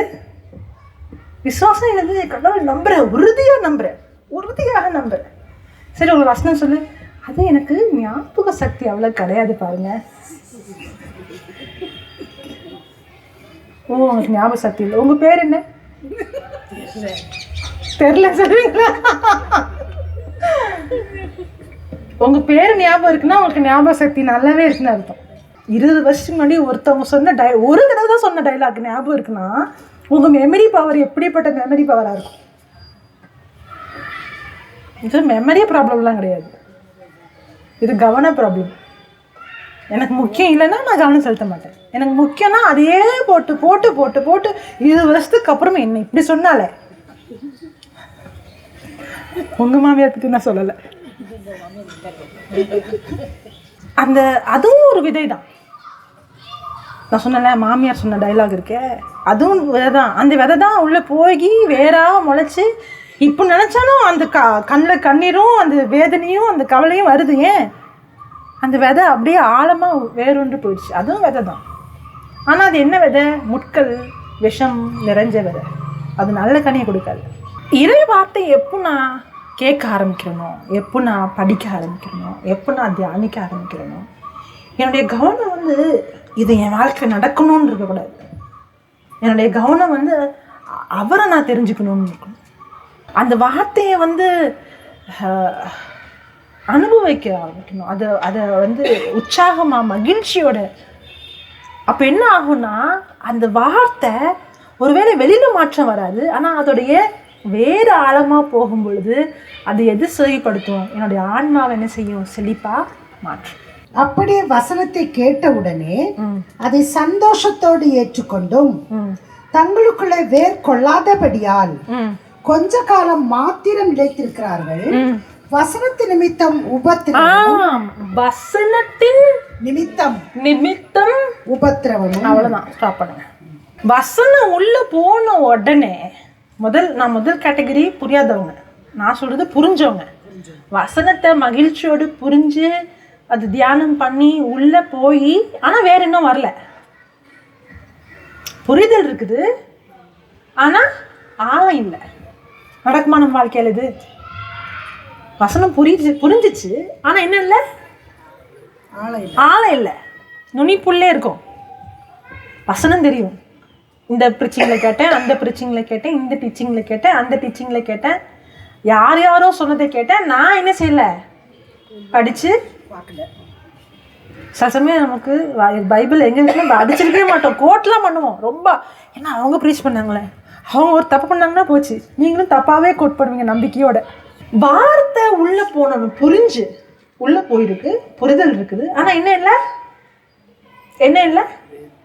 வேறு இல்லை, என்ன இல்லை? ஆழம் இல்லை. ஆனால் என்ன இருக்குது? ரிசல்ட் வந்துச்சு. இந்த 2வது நிலத்தை பார்த்தீங்கன்னா வேகமாக வளர்ந்துச்சுன்னு இருக்கா? அது படிங்களேன், அது 6வது வசனம் படிங்க. சில விதை அதிக மண்ணில்லாத கற்பாறை நிலத்தில் விழுந்தது, அதற்கு ஆழமான மண் இல்லாததினாலே சீக்கிரத்தில் முளைத்தது. எப்படி முளைச்சுதான்? சீக்கிரத்தில் முளைச்சது. இவங்க புரிதலும் இருக்குது, ரிசல்ட்டும் சீக்கிரம் பார்த்துட்டாங்க. ஆன்சர்லாம் டக்குன்னு பண்ணுவாங்க. நீங்கள் போய் உட்காந்திங்கன்னா இந்த வசனம் சொல்கிறதுக்கு முன்னாடி அங்கேருந்து வசனம் வந்துடும். ஏன்? வசனம் தெரியும், ஆன்சர் தெரியும், ரிசல்ட்டும் பார்த்துட்டாங்க. ஆனால் என்ன இல்லை? ஆழம் இல்லை. வசனம் உள்ளே போன உடனே முதல்ல என்ன வரும்? அந்த வசனத்தின் நிமித்தம் பர்சிக்யூஷன் வரும், உபத்திரம். இந்த உபத்திரம் வந்து சும்மா வர உபத்திரம் கிடையாது, அந்த வசனத்தினால வர உபத்திரம். நான் ஏற்கனவே சொன்னேன் தெரியுமா, 6 மாதம் தான் பார்த்தேன், ரொம்ப சீக்கிரம் வளர்ந்தாங்க. அதுக்கப்புறம் நான் ஏன் பார்க்கலன்னா, பர்சிக்யூஷன் வரும்போது, உபத்திரம் வரும்போது, எதிர்த்து வரும்போது அவங்களால அந்த மற்றவங்களுடைய கிரிட்டிசிசம், மற்றவங்களுடைய விமர்சனங்கள், மற்றவங்களுடைய கேலி, மற்றவங்க தவறாக பழி போடுறது, மற்றவங்க வந்து உதாசனப்படுத்துறது, அதை என்ன செய்ய முடியாது? தாங்கிக்க வளர்ந்தாங்க. ஆனால் பிரச்சனைகளை சமாளிக்கிறதுக்கான ஃபவுண்டேஷன் இல்லை. ஒருவேளை ஆண்டவர் வந்து என்னுடைய லைஃப்லேயே நான் இன்றைக்கி பண்ணுற மினிஸ்ட்ரியை நான் 2007 எனக்கு கொடுத்துருந்தாருன்னா என்னால் நிற்க முடியாது. இப்போ நிற்கிற மாதிரி நான் நினைக்கலாம், எதுக்கு இத்தனை வருஷம், எதுக்கு 15 வருஷம் நினைக்கலாம். ஆனால் அத்தனை வருஷம் முதல்ல எனக்கு நான் ரிசல்ட் பார்க்குற இடம் என்னுடைய ஃபேமிலி. நிறைய நேரங்களில் நான் நினச்சேன் எங்கள் குடும்பத்தில் இருக்கவங்க மாறணும், எங்கள் அம்மா மாறணும், எங்கள் அப்பா மாறணும், எங்கள் அக்கா மாறணும். அப்போ வசனங்கள்லாம் நான் கோட் பண்ணுவேன். ஆரம்பத்தில் நான் ஒரு வசனம் கோட் பண்ணால் அவங்க நான் பண்ணுற 10 தப்பாக சொல்லி கட்டுவாங்க. நீ என்னமோ ஜபன்ற, இது கூட பண்ண முடியல, நீ என்னமோ ப்ரேயர்ன்ற, நீ இப்படி பண்ணுற, என்னமோ ப்ரேயர் பண்ணுற, காலையில் எந்திரிக்க முடியல. இப்படி சின்ன சின்ன விஷயங்களுக்கும் அவங்க சொல்கிறது கரெக்டு தான். அவங்க என்கிட்ட இருக்க தப்பை தான் உண்மையாக சொல்கிறாங்க. வெளியில் இருக்கவங்களுக்கு அது தெரியுமா? தெரியாதுல்ல. உள்ளே இருக்கவங்களுக்கு தான் உண்மையாகவே எல்லாம் தெரியும். நான் நினைக்கிறேன்னா, நம்ம முன்னாடி மாதிரி இல்லைல்ல, நம்மள்ட்ட இருக்கிற மாற்றத்தை ஏன் பார்க்க மாட்டேங்கிறாங்க? நம்ம எவ்வளோ மாறி இருக்கோம், ஏன் நம்மள்ட்ட இருக்க குறையே பார்க்குறாங்க? அப்படி தோணுச்சு. என்னை சுற்றி இருக்கிறவங்க மாறணும்னு நான் ரொம்ப இன்னும் கஷ்டப்பட்டேன். கடைசியில் அழுதுருவேன். பர்சிக்யூஷன் கொஞ்சம் நாளுக்கு அப்புறம் அந்த பர்சிக்யூஷன்ற வார்த்தையே சொல்கிறது. நமக்கெல்லாம் இருக்கிறது பர்சிக்யூஷன் தான். அப்போ தான் இந்த பைபிளில் அந்த அந்த காலத்தில் அவங்கெல்லாம் பண்ணதெல்லாம் என்னது அது சொல்கிறதே நிப்பாட்டிட்டேன். ஆனால் அந்த நேரத்தில் தோணுச்சு, பர்சிக்யூஷன் நம்மளை ப்ரேயருக்கும் அனுப்ப மாட்டேங்கிறாங்க, ஒரு ரெட்ரீட்டுக்கு அனுப்ப மாட்டேங்கிறாங்க, ஒரு வார்த்தையை போட்டு கேட்க விட மாட்டேங்கிறாங்க அப்படின்னு. நம்ம ஒரு வாயத்திலிருந்து அந்நிய பாஷை ஜெபிக்க விட மாட்டேங்கிறாங்களே, நம்மளை பர்சிக்யூட் பண்ணுறாங்களே. ஆனால் நான் அந்த இடத்துல இருந்து அவங்கள கிட்ட அன்பு காட்ட நான் கற்றுக்கலன்னா நான் இந்த இடத்துல வந்து ப்ரீச் பண்ணுறதுக்கு தகுதி இல்லாமல் இருப்பேன். எப்படி தகுதி இல்லாமல் இருப்பேன்னா, என்னால் அவங்க பேசுகிற வார்த்தையை தாங்கிக்க முடியலன்னா, என் சொந்த என்ன ரத்தம் என் குடும்பத்தில் இருக்கிறவங்களுடைய வார்த்தையே காயத்தை என்னால் தாங்கிக்க முடியலன்னா, நான் வெளியில் வந்து என்னை யாராவது பேசும்போது தாங்கிக்க முடியுமா? டிப்ரெஷனுக்குள்ளே போயிடுவேன். என் அன்பு, என் மேலே இருக்கிற அன்புனால தான் ஆண்டவர் வந்து என்னை எடுத்து அங்கே வைக்கல. அங்கே தூக்கி வச்சாருன்னா முடிஞ்சு போச்சு கதை. அதை தாங்கிறதுக்கான பலமும் கிடையாது, மனநிலையும் கிடையாது. என் பெருமையும் என்னுடைய மெச்சூரிட்டி இல்லாததும் பல என் வாழ்க்கை மட்டும் இல்லை, பல பேர் வாழ்க்கைக்கும் பிரச்சனை ஆயிடும். யோசேப்பை தூக்கி எடுத்த உடனே கவர்னர் ஆக்கியிருந்தாருன்னா அவரால் அந்த இடத்துல அந்த பிரச்சனையை தீர்க்கிறதுக்கான ஞானமும் இருந்திருக்காது, அதுக்கான பொறுமையும் இருந்திருக்காது. ஆனால் அப்படி வளராத அவங்க கையில் பதவியும் கொடுத்தா என்ன ஆகும்? அவங்க பெருமையில் எப்படி ஒரு விஷயத்தை செயல்படணும் தெரியாமல் அப்புறம் சவுளுடைய நிலைமை மாதிரி ஆயிடும். அப்போ ஆண்டவருடைய ராஜ்யம் ஒரு விதை எப்படி செயல்படுமோ அப்படி தான் செயல்படும். ஆண்டவர் எடுத்த உடனே அவங்க தூக்கி பெரிய மினிஸ்ட்ரியிலலாம் வைக்க மாட்டார், பெரிய இடத்துல. ஆனால் நான் பெரிய மினிஸ்ட்ரின்னு சொல்கிறது பெரிய நம்பர் கிடையாது, உங்களுக்காக ஆண்டவர் வச்சுருக்க திட்டம். யோசேப்பு முதல்ல ஒரு அடிமையாக தான் இருந்தார். ஒரு அடிமையாக இன்னொரு நாட்டில் போய் வேலை பார்த்தாரு. அப்புறம் சிறைச்சாலையில் போய் மற்றவங்களுக்கு ஊழியம் பண்ணார். அது அது அது ஒருவேளை யோசேப்புக்கு எப்படி தெரியுமா தோணியிருக்கும்? சரி, ஆண்டவர் வந்து யோசேப்புக்கு வார்த்தையை கொடுத்தாரா இல்லையா? எப்படி கொடுத்தாரு? ஒரு சொப்பன் மூலமாக, கனவு மூலமாக கொடுத்தாரு. நிறைய பேர் சொல்லலாம் அது வார்த்தை இல்லை, அது கனவு. இல்லை, ரொம்ப தெளிவாக இறைவார்த்தையில் இருக்குது, சங்கீதத்தில் இருக்குன்னு நினைக்கிறேன். அவருடைய வார்த்தை. ஓகே, அந்த வசனம் போய் பார்க்கலாமா? சங்கீதம் 109. அவர்களுக்கு முன்னாலே ஒரு புருஷனை அனுப்பினார். யோசேப்பு சிறையாக விற்கப்பட்டான். அவன் கால்களை விலங்கு போட்டு ஒடுக்கினார்கள். அவன் பிராணன் இரும்பில் அடைக்கப்பட்டிருந்தது. கர்த்தர் சொன்ன வார்த்தை நிறைவேறும் அளவும் அவருடைய வசனம் அவனை புடமிட்டது. கனவு புடமிட்டதா? வசனம் புடமிட்டதா? வசனம். எது புடமிட்டது? வசனம் புடமிட்டது. நல்லா தெரிஞ்சுக்கோங்க, எந்த ஒரு விஷயம் கடவுள் எனக்காக வச்சிருக்கிற ஒரு விஷயம் என் வாழ்க்கையில் நடக்கணும்னா அது கடவுள் எனக்கு விதையாக தான் கொடுத்துருக்கிறார். யோசேப்புக்கு என்னெல்லாம் ஆண்டவர் வைத்திருக்கிறாரோ அதை எப்படி கொடுத்துருக்கிறாரு? வார்த்தையா, வசனமா கொடுத்துருக்கிறாரு. அந்த வார்த்தை தான் என்ன செய்யும்? கடவுள் எனக்காக வச்சிருக்கிறத இந்த உலகத்துக்கு கொண்டு வரும். ஆனால் அந்த வார்த்தை எப்படி செயல்படும்? விதை செயல்படுறது போல செயல்படும். யோசேப்புக்கு ஆண்டவர் என்ன கொடுத்தாரு? இவ்வளோ நேரம் என்ன பேசிட்டு இருக்கேன்? நீங்கள் தான் இங்கே உட்காந்து சொப்பனம் கண்டுட்டு இருக்கீங்க நினைக்கிறேன். சொப்பனமா? அது வாசிங்க, 17 வாசிங்க. அவர்களுக்கு முன்னாலே ஒரு புருஷன் அனுப்பினார். யோசேப்பு சிறையாக விற்கப்பட்டான். அவன் கால்களை விலங்கு போட்டு ஒடுக்கினார்கள். அவன் பிராணன் இரும்பில் அடைக்கப்பட்டான். பாருங்களேன், யோசேப்பு அந்த ஆதியாகமத்தில் அவர் அடிமையாக கொண்டு போனாங்கன்னா இருக்குது. இங்கே எப்படி இருக்குது? ஒரு மிருகம் போல சங்கிலியால் கட்டி கொண்டு போனாங்க. ஒரு மிருகம் மாதிரி அவரை நடத்தினாங்க. அவன் கால்களை விலங்கு போட்டு ஒடுக்கினார்கள். அவன் பிராணன் இரும்பில் அடைக்கப்பட்டிருந்தது. இரும்பில் அடைக்கப்பட்டு சங்கிலினால கட்டப்பட்டு ஒரு மிருகம் மாதிரி தான் அவர் என்ன செஞ்சாங்க? அடிமையா எங்க கொண்டு போனாங்க? எகிப்து நாட்டுக்கு கொண்டு போனாங்க. அப்புறம் கர்த்தர் சொன்ன வார்த்தை நிறைவேறும் அளவும். வார்த்தையா? வார்த்தை. அதுதான் நான் கேட்டேன். பார்த்தீங்களா, உங்கள்கிட்ட தான் ஃபர்ஸ்ட் கேள்வி கேட்பேன்னு சொன்னேன், தப்பா சொல்லிட்டீங்க. வார்த்தையா? அது என்ன வார்த்தை? சொப்பனமா? வார்த்தையா சொப்பனமா? இங்க உட்காந்து சொப்பனம் காட்டுறீங்களா, வார்த்தையை கேட்குறீங்களா? அந்த வார்த்தை எப்படி வந்துச்சான்? சொப்பனம் மூலமா வந்துச்சான். அப்போ எது முக்கியம்? கனவா, வார்த்தையா? வார்த்தையை விட்டுருவோம். நான் இந்த கனவு கண்டேன், அந்த கனவு கண்டேன்னு சொல்லுவோம். நல்லா தெரிஞ்சுக்கோங்க, உங்கள் வாழ்க்கையில் ஏதாவது ஒன்று நடக்கணும் அப்படின்னா ஆண்டவர் அது உங்களுக்கு அறுவடையாக தரலை, உங்களுக்கு எப்படி கொடுத்துருக்காரு? விதையாக கொடுத்துருக்கிறாரு. நமக்கு என்ன பிரச்சனைனா இந்த உவமையை புரிஞ்சுக்காதனால எப்போ அறுவடை வரும்னு யோசிக்கிறோமே தவிர விதை ஏற்கனவே கொடுத்துட்டாருன்னு என்ன செய்ய மாட்டேங்கிறோம், புரிஞ்சுக்க மாட்டேங்கிறோம். அப்புறம் ஐயோ அம்மான்னு அழுறோம். ஏன் ஐயோ அம்மான்னு அழுறோம்? எப்போ அந்த விஷயம் வரும்னு யோசிக்கிறோமே தவிர அந்த விஷயம் ஏற்கனவே கொடுக்கப்பட்டாச்சு. அந்த விஷயம் எதில் இருக்குது? வார்த்தையில் இருக்குது. அப்போ கடவுள் யோசேப்புக்கு என்ன கொடுத்தாரா? வார்த்தையை கொடுத்துட்டாரு. அந்த வார்த்தை அவரை புடமிட்டது அப்படின்னு அர்த்தம். அந்த வார்த்தை நீ இத்தனை பேருக்கு நீ உன்னுடைய சகோதரர்கள்லாம் உனக்கு கிட்ட வணங்குவாங்க, நீ எல்லாருக்கும் தலையாக இருப்ப, அப்படின்ற விஷயமே நடக்கல. அந்த வார்த்தை சொன்ன வார்த்தை வெளியில மாற்றத்தை கொண்டு வரல இல்லையா? சகோதரர்கள்லாம் வணங்குவாங்கன்னு சொல்லி கனவு கண்டார்ல, அது நடக்கல. ஆனா அந்த வார்த்தை அவரை என்ன செஞ்சுச்சான்?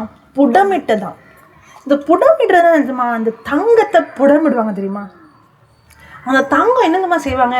அதை நெருப்புல, அந்த நெருப்பு என்னதுமா செய்யும்? அதில் இருக்கிற அசுத்தத்தெல்லாம் எரிச்சிடும்.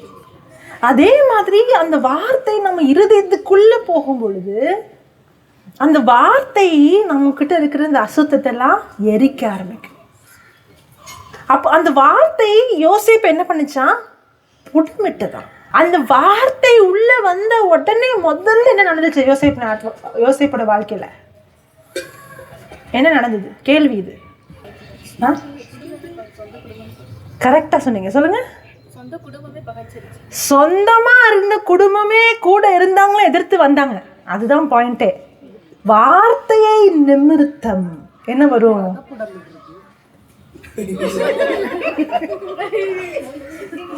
நிச்சயமா நான் கம்பெடுப்பேன். புடமிடுறது நல்ல நிலத்துல, நான் பேசுறது ரெண்டாவது நிலத்தை பத்தி. அங்க புடமே இல்லை, அங்கதான் வேற இல்லையே. நம்ம யோசிப்ப மாதிரி இருந்தால் நல்ல நிலைமை இருப்போமே. நம்ம தான் பிரச்சனை வந்த உடனே போயிடுச்சே கதை. அங்கே இந்த நிறைய பேர் நான் சொன்ன தெரியுமா, இந்த பர்சிக்யூஷன்ற வார்த்தையை நான் யூஸ் பண்ணலன்னு. பிரச்சனை வந்த உடனே பர்சிக்யூஷன் சொல்லுவாங்க. அது வசனம் அப்படி சொல்லலை, வார்த்தையை நிமிர்த்து வர பிரச்சனைன்னு சொல்லுது. யோசேப்புக்கு எதிர்ப்பு ஏன் வந்துச்சு? கூட இருந்தவங்களே ஏன் எதிர்த்து வந்தாங்க? அவர் எப்போ அந்த வார்த்தையை பெற்று வார்த்தையை பேச ஆரம்பிச்சாரோ அந்த வார்த்தையை நிமித்தம் தான் இந்த கனவு காண்ற வரான் பாரு. சொன்னாங்களா? கூட பிறந்தவங்க தான், கூட இருக்கிறவங்க தானே எதிர்ப்பாங்க. உங்களை எதிர்க்கல. சாட்டை எதுக்கு எதிர்த்து வரான்? அந்த வார்த்தைக்கு எதிர்த்து வரான். இந்த ரெண்டாவது நேரத்தில் இருக்காங்க தெரியுமா, உற்சாகமா வார்த்தையை பெற்றுக்கொண்டாங்க. ஏன் தெரியுமா? அந்த வார்த்தை உற்சாகம் தர மாதிரி இருந்துச்சு.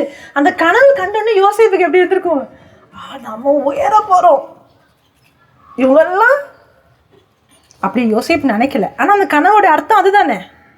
நிறைய நேரங்கள்ல அந்த வார்த்தை பேசும் பொழுது நமக்கு உற்சாகம் வந்துடுது. ஏன்னா நம்மளுடைய கவனம் எங்கன்னா அந்த வெளியில வேற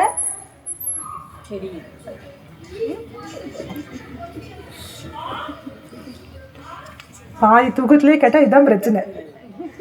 வெளியில வர அந்த மேனிஃபெஸ்டேஷன் இல்லை, அந்த கூட்டம், அந்த ஃபேமு, அந்த பேரு, அந்த புகழ், அந்த பணம், அந்த சுகம், அது மேல கவனம். ஏன்னா அதுதான் அந்த வார்த்தை ப்ராமிஸ் பண்ணுதுல. யோசிப்புக்கும் அப்படிதான். ஆனா அந்த வார்த்தையோடு, அந்த வார்த்தை எப்போ வருதோ அந்த வார்த்தை நிமித்தம் நிச்சயமாக எதிர்ப்பு வரும். அதான் நமக்கு வேண்டாமே. நிறைய பேர் சொல்லுவாங்க, இந்த வார்த்தைக்கு வரவர் நல்லா தான் இருந்தேன், எப்போ வார்த்தைக்கு வந்தனோ அப்போ ஆரம்பிச்சது பிரச்சனை. நிறைய என்ன சொல்லுவாங்க, நீ ஏசுக்கிட்ட வாப்பா எல்லா பிரச்சனையும் தீரும்னு சொன்னாங்க.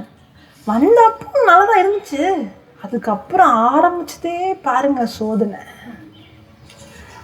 நீ என்னமோ ஏசு கிறிஸ்து கிட்ட வந்தால் பிரச்சனை சரியாயிருந்தா, பிரச்சனை அப்படியே பல மடங்கு ஜாஸ்தி ஆயிடுச்சு. அப்புறம் கேள்வி வரும், உலகத்தில் இருக்கலாம் நல்லா இருக்கா, நம்ம உலகத்தில் இருந்தால் கூட இவ்வளோ கஷ்டப்படலையே, இப்போ இவ்வளோ நெருக்கடின்னு வந்தால் நான் வந்திருக்கவே மாட்டேனே. வார்த்தை உள்ளே போன உடனே ஃபஸ்ட் என்ன வரும்? கூட இருக்கிறவங்க எதிர்த்து வருவாங்க. யோசேப்புக்கும் நடந்தது, தாவீதுக்கும் நடந்தது.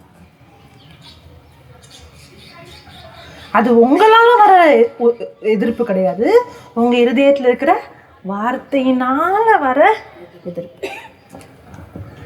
ஆனா வேறு இல்லாதவங்க என்ன ஆயிடுவாங்க? வெறுப்பு, கோபம், கவலை அதுக்குள்ள போயிடுவாங்க. இந்த வார்த்தை என்ன பண்ணுச்சா? யோசேப்பை புடமிட்டுதான். இந்த வார்த்தை என்ன பண்ணுச்சு? யோசேப்பை புடமிட்டுது. நம்ம வாழ்க்கையில் நிறைய பிரச்சனைகள் வரும்பொழுது, சோதனைகள் வரும்போது, நான் இது ஏற்கனவே கேட்ட கேள்வி தான், ஆனால் நான் இங்கிலீஷ் மீட்டிங்கில் கேட்டேன்னு நினைக்கிறேன். பதில் சொல்லக்கூடாது. நீங்கள் சொல்லுவீங்கன்னு தெரியல, அது நீங்கள் பதில் சொல்லக்கூடாது. அது நம்மளை பிரச்சனைகளும் சோதனைகளும் நம்மளை முதிர்ச்சி உள்ளவங்களா பலமானவங்களா ஆக்குமா? நம்ம வாழ்க்கையில் வர சோதனைகள் பிரச்சனைகள் நம்மளை பலசாலியாக ஆக்குமா? ஆமாவா இல்லையா? ஆமான்னு சொல்கிறவங்களாம் கை தூக்குங்க. நம்ம வாழ்க்கையில் வர பிரச்சனைகள், எதிர்ப்புகள், சோதனைகள் நம்மளை பலமான ஆட்களாக ஆகும். நல்லா கை தூக்குங்க. இல்லைன்னு சொல்கிறவங்களாம் கை தூக்குங்க. இப்போ நிறைய பேர் இவ்வளோ தூக்குனாங்கண்ணா, அப்புறம் இதில் ஏதோ இருக்குது. இந்த கை தூக்காதவங்களாம் யாரு? காட்டுங்க. கை தூக்கல தானே? கை தூக்கல தானே? நீ ஒளியாத. நீ கையில் நம்ம சேஃபாகவே இருந்துட்டு போயிடும். நம்ம எதுக்கிட்டா கை தூக்குவோமே? பிரச்சனைகள் சோதனைகள் நம்மளை பலப்படுத்தும், அப்படி தானே? இந்த நிறைய பிரச்சனை வரவங்க இருக்கு, பார்த்துருக்கீங்களா? கடைசியில் மென்டல் ஹாஸ்பிட்டலில் போயிடுவாங்க, பார்த்துருக்கீங்களா? அவங்களாம் ஏன் பலமாகலை? நீங்கள் வெயிட் பண்ணுங்க. நிறைய பிரச்சனை வந்தால் ஸ்ட்ராங் ஆயிடலாம், நிறைய இன்னல்கள் வந்தால் ஸ்ட்ராங் ஆயிடலாம் அப்படின்னு நீங்கள் சொன்னீங்கன்னா, பைத்தியக்கார ஹாஸ்பிட்டல் இருக்கிறவங்கலாம் அப்படி ஸ்ட்ராங்கான ஆட்களாக இருக்கணும். ஆமாவா இல்லையா? இன்னும் இது சொல்ல இருக்குது. ஆமாவா இல்லையா? ஆமாவா இல்லையா? ஆமாவா இல்லையா சொல்லுங்க. இவ்வளோ நேரம் என் கூட பேசிட்டு இருந்தீங்க, தூங்கிட்டீங்களா?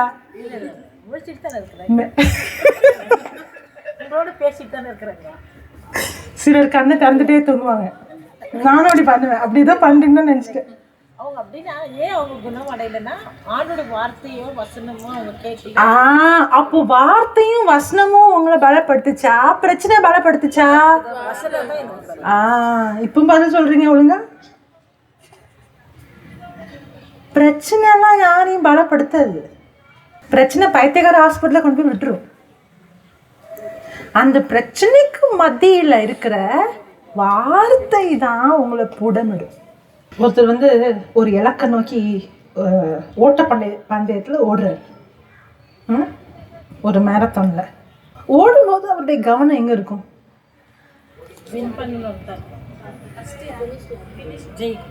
நீங்கள் ஓட்ட பந்தயத்தில் கலந்துருக்கீங்க, சின்னதில் கலந்துருக்கீங்க தானே?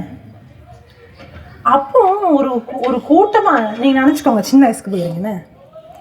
அப்போ அந்த ஒரு ஸ்கூலில் உங்களை பார்க்குறதுக்கு நிறைய பேர் வந்திருக்காங்க. அப்போ ஒரு கூட்டம், உங்களை பிடிக்காத ஒரு கூட்டம் உட்காந்துருக்குது. உட்காந்து உங்களை அங்கேருந்து நீ இப்படி நடக்கிற, நீ அப்படி இருக்கிற, கழுத அப்படின்லாம் உங்களை கேள்வி பண்ணுறாங்க.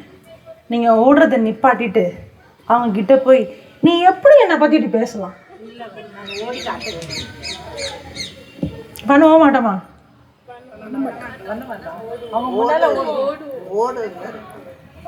அவங்க சொல்றது எதுவும் மண்டைக்குள்ள போகும், அதுக்கு கவனம் செலுத்துவீங்க, அது உங்களுக்கு வலிக்கும், அழுவீங்க.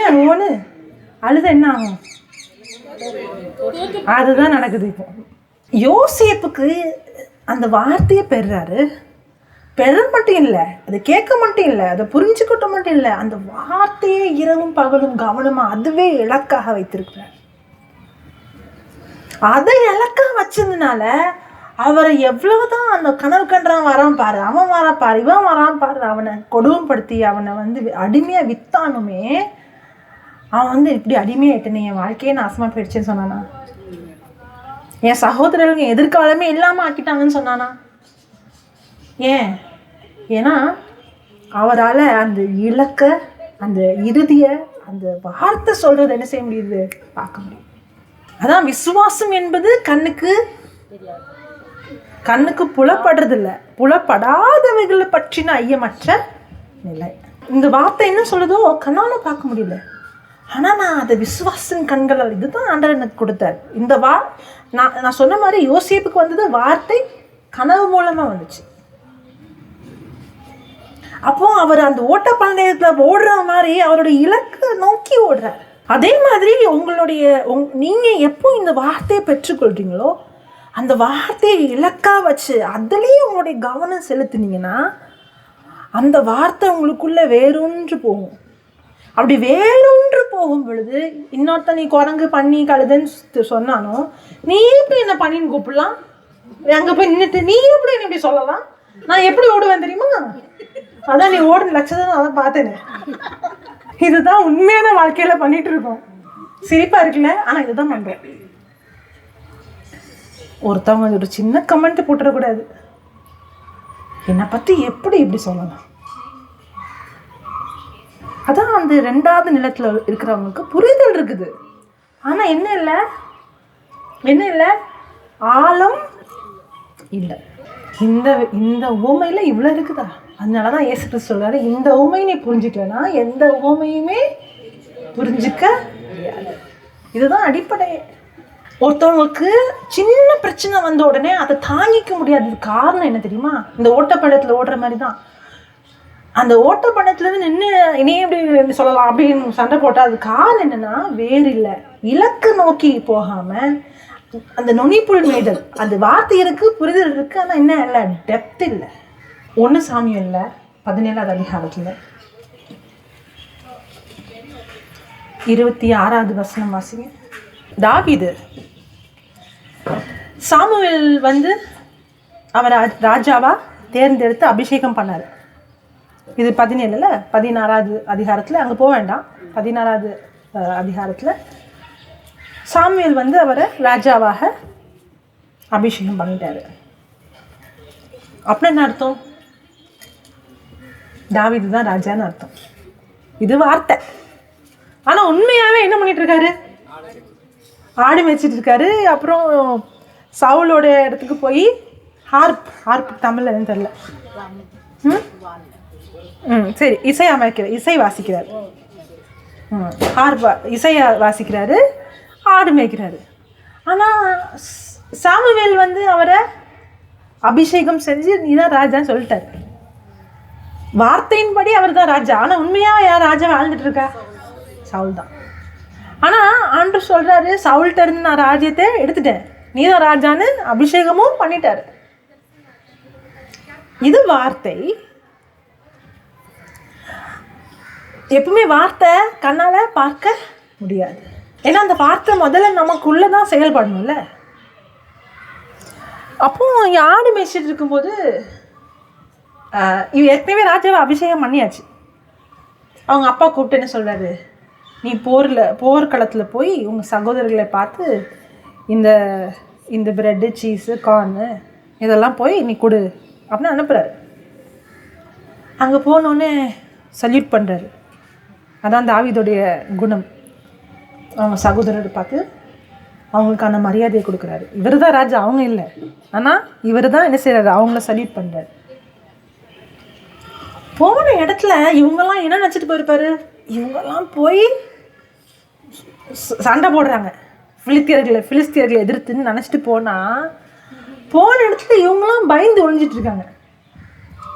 யாரெல்லாம்? போர் வீரர்கள்லாம் பயந்து ஒழிஞ்சிட்டு இருக்காங்க. அங்கே வரான் ஒருத்தன், பெருசாக வரான், வந்து நின்று நீ ஆனா நான் பார்க்கலாம், நீ ஒருத்தனா நின்று சண்டை போடுன்றாங்க. இங்கே இந்த ஊர்லேயே டால் வளர்த்தியது யாரு? சவுல். அவரே ஒளிஞ்சிட்டு இருக்காரு. யாருக்குமே தைரியம் இல்லை.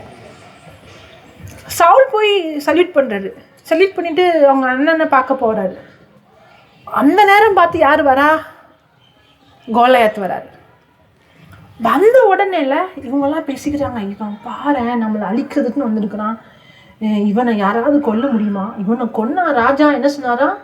ராஜா வந்து அவர் மகளே கொடுப்பாராம், அவருக்கு சொத்து கொடுப்பாங்களாம், டேக்ஸ்லாம் ரத்து பண்ணிடுவாராம். ஆனால் யாரால போய் அப்படின்னு பேசிட்டு இருக்காங்க. தாவீது 2 செய்தி கேட்குறாரு. ஒரு செய்தி கோலியாத் பேசுகிற வார்த்தைகள், நீ வரியா வா அப்படின்னு ஒரு பெரிய அரக்க வந்து பேசுறதையும் கேட்குறான் தாவீது. இன்னொரு பக்கம் அவனை கொன்னா அவனுக்கு இதெல்லாம் கொடுக்கப்படுமா அப்படின்ற வார்த்தையும் கேட்குறான். நம்மளாம் அந்த என்ன செய்வோம்? இந்த கோலியாத் யாரு? நீ எத்தனை பேரை கொண்டு இருக்கான் இல்லை? இப்போ ஒரு நோயே வந்துருக்குன்னு வச்சுக்கோங்களேன், புதுசாக ஒரு நோய். அப்படி அந்த நோய் எப்படிப்பட்டது? எப்படி சாகுறாங்களாம் இல்லை? அந்த நோயை பற்றி தான் அதிகமாக ஆராய்ச்சி பண்ணுவோம். இந்த பிரச்சனைனா அந்த பிரச்சனையை பற்றி எப்படி ஒரு ப்ராப்ளம் வரப்போகுது, இந்த மாதிரி ஒரு எக்கனாமிக்கலாக இதை வரப்போகுதுன்னா அதை பற்றி தான் ஆராய்ச்சி பண்ணுவோம். விசுவாசம், அற்புதம் அதெல்லாம் நம்ம ஆராய்ச்சி பண்ண மாட்டோம். ஆனால் தாவீது எப்படிப்பட்டவராக இருக்காருன்னா, அவருடைய நோக்கம், அவருடைய இலக்கு எதை நோக்கி இருக்குதுன்னா, ஆண்டவர் கொடுத்துருக்காரு வார்த்தை, அதன்படி இருக்குது. உடனே தாவீது கேட்குறாரு, அவங்க பேசிக்கிறாங்க கொன்னா இதெல்லாம். உடனே கேட்குறாரு, கொன்னா என்ன செய்வாங்க? கோலியாத் பேசின வார்த்தை கேட்க மாட்டேங்கிறாரு. கொன்னா என்ன செய்வாங்க சொல்லு. நீங்களும் நானும் எதை கவனிக்கிறோமோ அதுக்கு தான் நம்மளோட இருதயம் மென்மையாக இருக்கும். எதை உதாசனப்படுத்தோமோ அதுக்கு நம்ம கடினமாக. கோலியாத் வார்த்தைகளை என்ன பண்ணுறான்? உதாசனப்படுத்திடுறான். ஆனால் வெற்றி தர வார்த்தைகள் என்ன செய்கிறான்? என்ன சொன்னாங்களா? அதனால தான் நீங்கள் எதை கவனிக்கிறீங்கன்றது கவனமாக இருக்கணும். அந்த இறை வார்த்தையில் கவனமாக இருக்கும் பொழுது தான் அந்த வார்த்தை வேறொன்று போகும். அப்பொழுது தாவீது தன் அண்டையில நிற்கிறவர்களை பார்த்து, இந்த பெலிஸ்தரை கொன்று இஸ்ரவேலுக்கு நேரிட்ட நிந்தையை நீக்கிறவனுக்கு என்ன செய்யப்படும்? ஜீவனுள்ள தேவனுடைய சேனைகளை நிந்திக்கிறதற்கு விருத்த சேதனம் இல்லாத இந்த பெலிஸ்தன் எம்மாத்திரம் என்றான். தாவீது என்ன சொல்றான்? தாவீது வந்து இந்த அரக்க அப்படிலாம் சொல்லலை. இந்த விருத்த சேதனம் இல்லாத அப்படின்னு அர்த்தம், இந்த உடன்படிக்கை இல்லாதவனால உண்மையான கடவுளை தொழுற நமக்கிட்ட என்ன செய்ய முடியும்? அவனை பார்த்து ஏன்டா பயப்படுறீங்க? அப்புறம் அதற்கு ஜனங்கள், அவனை கொல்லுகிறவனுக்கு இன்னபடி செய்யப்படும் என்று முன் சொன்ன வார்த்தைகளையே முன் சொன்ன வார்த்தை. அப்படின்னா இது ஏற்கனவே சொன்னாங்களா? ஆனா மறுபடியும் ஏன் கேட்கிறாரு? ஏன்னா விசுவாசம் எதை கேட்குறோமோ அதன் போலதான் வரும். ஏன்னா நான் எதை அதிகமா கேட்கிறேனோ, எதுக்கு கவனம் செலுத்துறேனோ அதுக்கு தான் என்னோட இருதயம் மென்மையாக இருக்கும். நம்ம எதை அதிகமா கேட்குறோம், எதுக்கு கவனம் செலுத்துறோம்? அந்த பந்தயம் ஞாபகம் வச்சுக்கோங்க. வார்த்தை சொல்ற இலக்க கவனம் செலுத்துறோமா, யாரோ நாயே பண்ணின்னு கூப்பிடுறாங்களே நீ என்ன இப்படி சொல்லலாம் அதுக்கு கவனம் செலுத்துறோமா? அப்படியா? சரி, தொடர்ந்து வாசிங்க. அந்த மனுஷனோட அவன் பேசிக்கொண்டிருக்கிறதை அவன் மூத்த சகோதரனாகிய எலியாப் கேட்டபோது அவன் தாவீதின் மேல் கோபம் கொண்டு, வார்த்தை இருதயத்துல இருந்தாலே யாருக்கு கோபம் வரும்? கூட இருக்கிறவங்களுக்கு தான் முதல். நம்மளுக்கு வார்த்தை நிமித்திரம் உபத்திரம் இருக்குது, அது வெளியில இருந்துலாம் அப்புறம் வரும். அது இந்த பாஸ் பண்ணதுக்கு அப்புறம் அது வந்து அடுத்த லெவல்ல போகும்போது வரும். ஃபர்ஸ்ட் லெவல் வந்து வீட்டு லெவல். இதுதான் லா, அப்படிதான் நடக்கும். அது அவசரம் சொல்லுதில்ல, வார்த்தையின் நிமித்தம் உபத்திரம் வந்தா நம்ம வார்த்தையை பேசுங்க, என் ரிசல்ட் வார்த்தையை பேசுங்க, சுகம் வார்த்தையை பேசுங்க. ஆனால் இந்த யாரும் சொல்ல மாட்டேங்கிறாங்க. வார்த்தையை பேசினா உபத்திரம் வரும். ஆமாம், வார்த்தை உள்ளே போயிட்டாலே வார்த்தை நிமித்தம் நிச்சயமாக உபத்திரம் வரும். ஆனால் அந்த உபத்திரம் வரும்போது நீங்கள் 2ஆம் நிலைமை இருந்தால் அந்த வெயில் வந்தோடனே கருகி போகிற மாதிரி நீங்களும், ஆனால் அவசியம் கிடையாது. ஆனால் 2ஆவது நிலமாக இருக்கணும்னு அவசியம் இல்லை. யோசேப்புக்கு எங்கேருந்து எதிர்ப்பு வருது? கூட இருக்கிற அண்ணனே சொல்கிறான், நீ எனக்கு பெருமை, நீ என்ன எங்கே வந்திருக்கிற, உன் சிறு ஆடுகளை நீ எங்கே விட்டு அப்படின்னு அர்த்தம், உனக்கு உன்னுடைய தகுதியே சிறு ஆடு தான், அதை மறந்துடாத. ஆனால் அவன் மறந்துட்டான். அவன் கண்ணு முன்னாடி தான் அவனை அந்த மனுஷனோட அவர் பேசிக்கொண்டிருக்கிறதை அவர் பேசிக்கொண்டிருக்கிறதை அவர் மூத்த சகோதரனாக எலியாப் கேட்டபோது அவன் தாவீதின் மேல் கோபம் கொண்டு நீ இங்கே வந்தது என்ன? வனாந்திரத்தில் உள்ள அந்த கொஞ்ச ஆடுகளை, உன்கிட்ட இருந்ததே அந்த கொஞ்ச ஆடுதான், அந்த கொஞ்ச ஆடுகளை நீ யார் வசத்தில் விட்டாய்? நீ யாருக்கிட்ட விட்ட? யுத்தத்தை பார்க்க அல்லவா வந்தாய்? நீ யுத்தத்தை வேடிக்கை பார்க்க தானே வந்த. உன் துணிகரத்தையும் அப்படின்னு அர்த்தம், வேலையை விட்டுட்டு வேடிக்கை பார்த்து வந்த. உனக்கு என்ன, நீ செய்ய வேண்டிய வேலையை விட்டுட்டு இங்கே வேடிக்கை பார்த்துட்டு திமிரா வந்து பெருமையோடு பேசுற. இங்க வந்து யுத்தத்தை பார்க்க அல்லவா வந்தாய். உன் துணிகரத்தையும் உன் இருதயத்தின் அகங்காரத்தையும், உன்னுடைய விசுவாசத்துக்கும் அகங்காரத்துக்கும் வெளியில இருக்கிற உலகத்துக்கு வித்தியாசம் தெரியாது. நம்ம அந்த குழந்தை குதிக்கிற மாதிரி தான். ஏன் குதிச்சேன்? எங்கள் அப்பா இருக்காங்க. உலகம் என்ன சொல்லும்? அகங்காரம். ஏன் அகங்காரம்? ஏன்னா உங்ககிட்ட தைரியம் இருக்குது. அகங்காரம் எப்போ தெரியுமா? உங்கள் மேலே நம்பிக்கை இருக்கும்போது அது அகங்காரம். அவருடைய வார்த்தையின் மீது நம்பிக்கை இருக்கும்போது அது தாழ்மை. இது வீண் பலி தானே, இது வார்த்தை நிமித்தம் வர எதிர்ப்பு தானே. யுத்தத்தை பார்க்க அல்லவா வந்தாய். உன் துணிகரத்தையும் உன் இருதயத்தின் அகங்காரத்தையும் நான் அறிவேன் என்றார். அப்புறம் அதற்கு தாவீது, நான் இப்பொழுது செய்தது என்ன? நான் வந்ததற்கு முகாந்திரம் இல்லையா என்று கேட்டான். இங்கிலீஷ்ல எடுத்துமா இருக்கும், is there not a cos அப்படின்னு அர்த்தம்னா, நான் வந்ததுக்கு ஒரு காரணம் அப்படின்னு என்ன சொல்றாருன்னா, இது சும்மா நடக்கல, இது ஆண்டோட திட்டம் படி நடக்குன்னு சொல்றாரு. அப்படின்னா தாவீது ஒரு இலக்கை நோக்கி போறாரு, சும்மா போல ஏதோ நடக்குது, ஏதோ வந்தாங்க, ஏதோ பேசினாங்க அப்படிலாம் இல்லை. அவருக்கு ஒரு திட்டம், ஆண்டோட திட்டத்தை அறிந்திருக்கிறாரு. அந்த திட்டத்தின்படி அவர் வாழ்றாரு, அந்த நோக்கத்தை அறிந்திருக்கிறார். நம்மள மாதிரி கிடையாது, ஏதோ ஒன்று எடுத்து அபாக்குக்கு 2 எழுதி இது நடக்கணும்லாம் ஜெபிக்கல. ஆண்டவர் அவர் வச்சிருக்க திட்டத்தை, அந்த நோக்கை, அந்த இலக்கை அறிந்திருக்கு. There is a cos. நான் சும்மாலாம் வரல, ஒரு திட்டத்தோடு வந்திருக்கிறேன். கடவுள் என்ன இந்த இடத்துல கொண்டு வந்திருக்கிறாரு. ஏன்னு என்னை பற்றி இப்படி நினச்சிட்டீங்க? பார்த்தீங்களா, என்னை பெருமை உள்ளவன்னு சொல்கிறீங்களே, உண்மையாகவே நான் அப்படி நினைக்கல தெரியுமா? என் இருதயத்தை நீங்கள் புரிஞ்சிக்கல. பார்த்தீங்களா, நான் எவ்வளோ பாசமாக உங்களுக்கு சாப்பாடுலாம் கொண்டு வந்தேன். நீங்கள் வேணும் அப்பா கிட்ட கேட்டு பாருங்க, அவங்க தான் இன்னைக்கு வர சொன்னாங்க. இது தெரியுமா, ஓட்டப்படையத்துல நின்று நீ என்னை பார்த்து என்ன சொன்ன? யோசிப்பு அப்பதானே பேசினாரு. எந்த நிமிஷம் அந்த வார்த்தையை கேட்குறீங்களோ அப்போ உங்களுடைய கவனம் எங்கேருந்து போயிடுச்சு? வார்த்தையிலேருந்து இவன் என்ன சொன்னான், அவன் என்ன சொன்னான், இவன் என்ன பற்றி என்ன நினைக்கிறான், எவன் என்ன நினச்சா எனக்கு என்ன வந்துச்சு? பக்கத்தில் பச்சு இது சொல்லி ஆகணும். ஏவன் என்ன நினச்சா எனக்கு என்ன வந்துச்சு?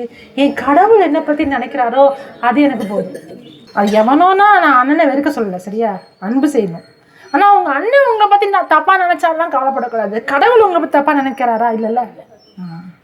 அப்போ என்னை பற்றி கடவுள் என்ன நினச்சிருக்காருன்றது தான் முக்கியமே தவிர என் அண்ணனும் என் அக்காவும் எங்கள் அம்மாவும் என்ன நினைக்கிறாங்கன்றது முக்கியமே இல்லை. அப்படி முக்கியம் நினச்சிருந்தா தாவீது என்ன பண்ணிருப்பாரு? நான் அப்படி நினைக்கவே இல்லை, நான் அப்படி பண்ணவே இல்லை, என்ன இப்படி நினச்சிட்டீங்களே.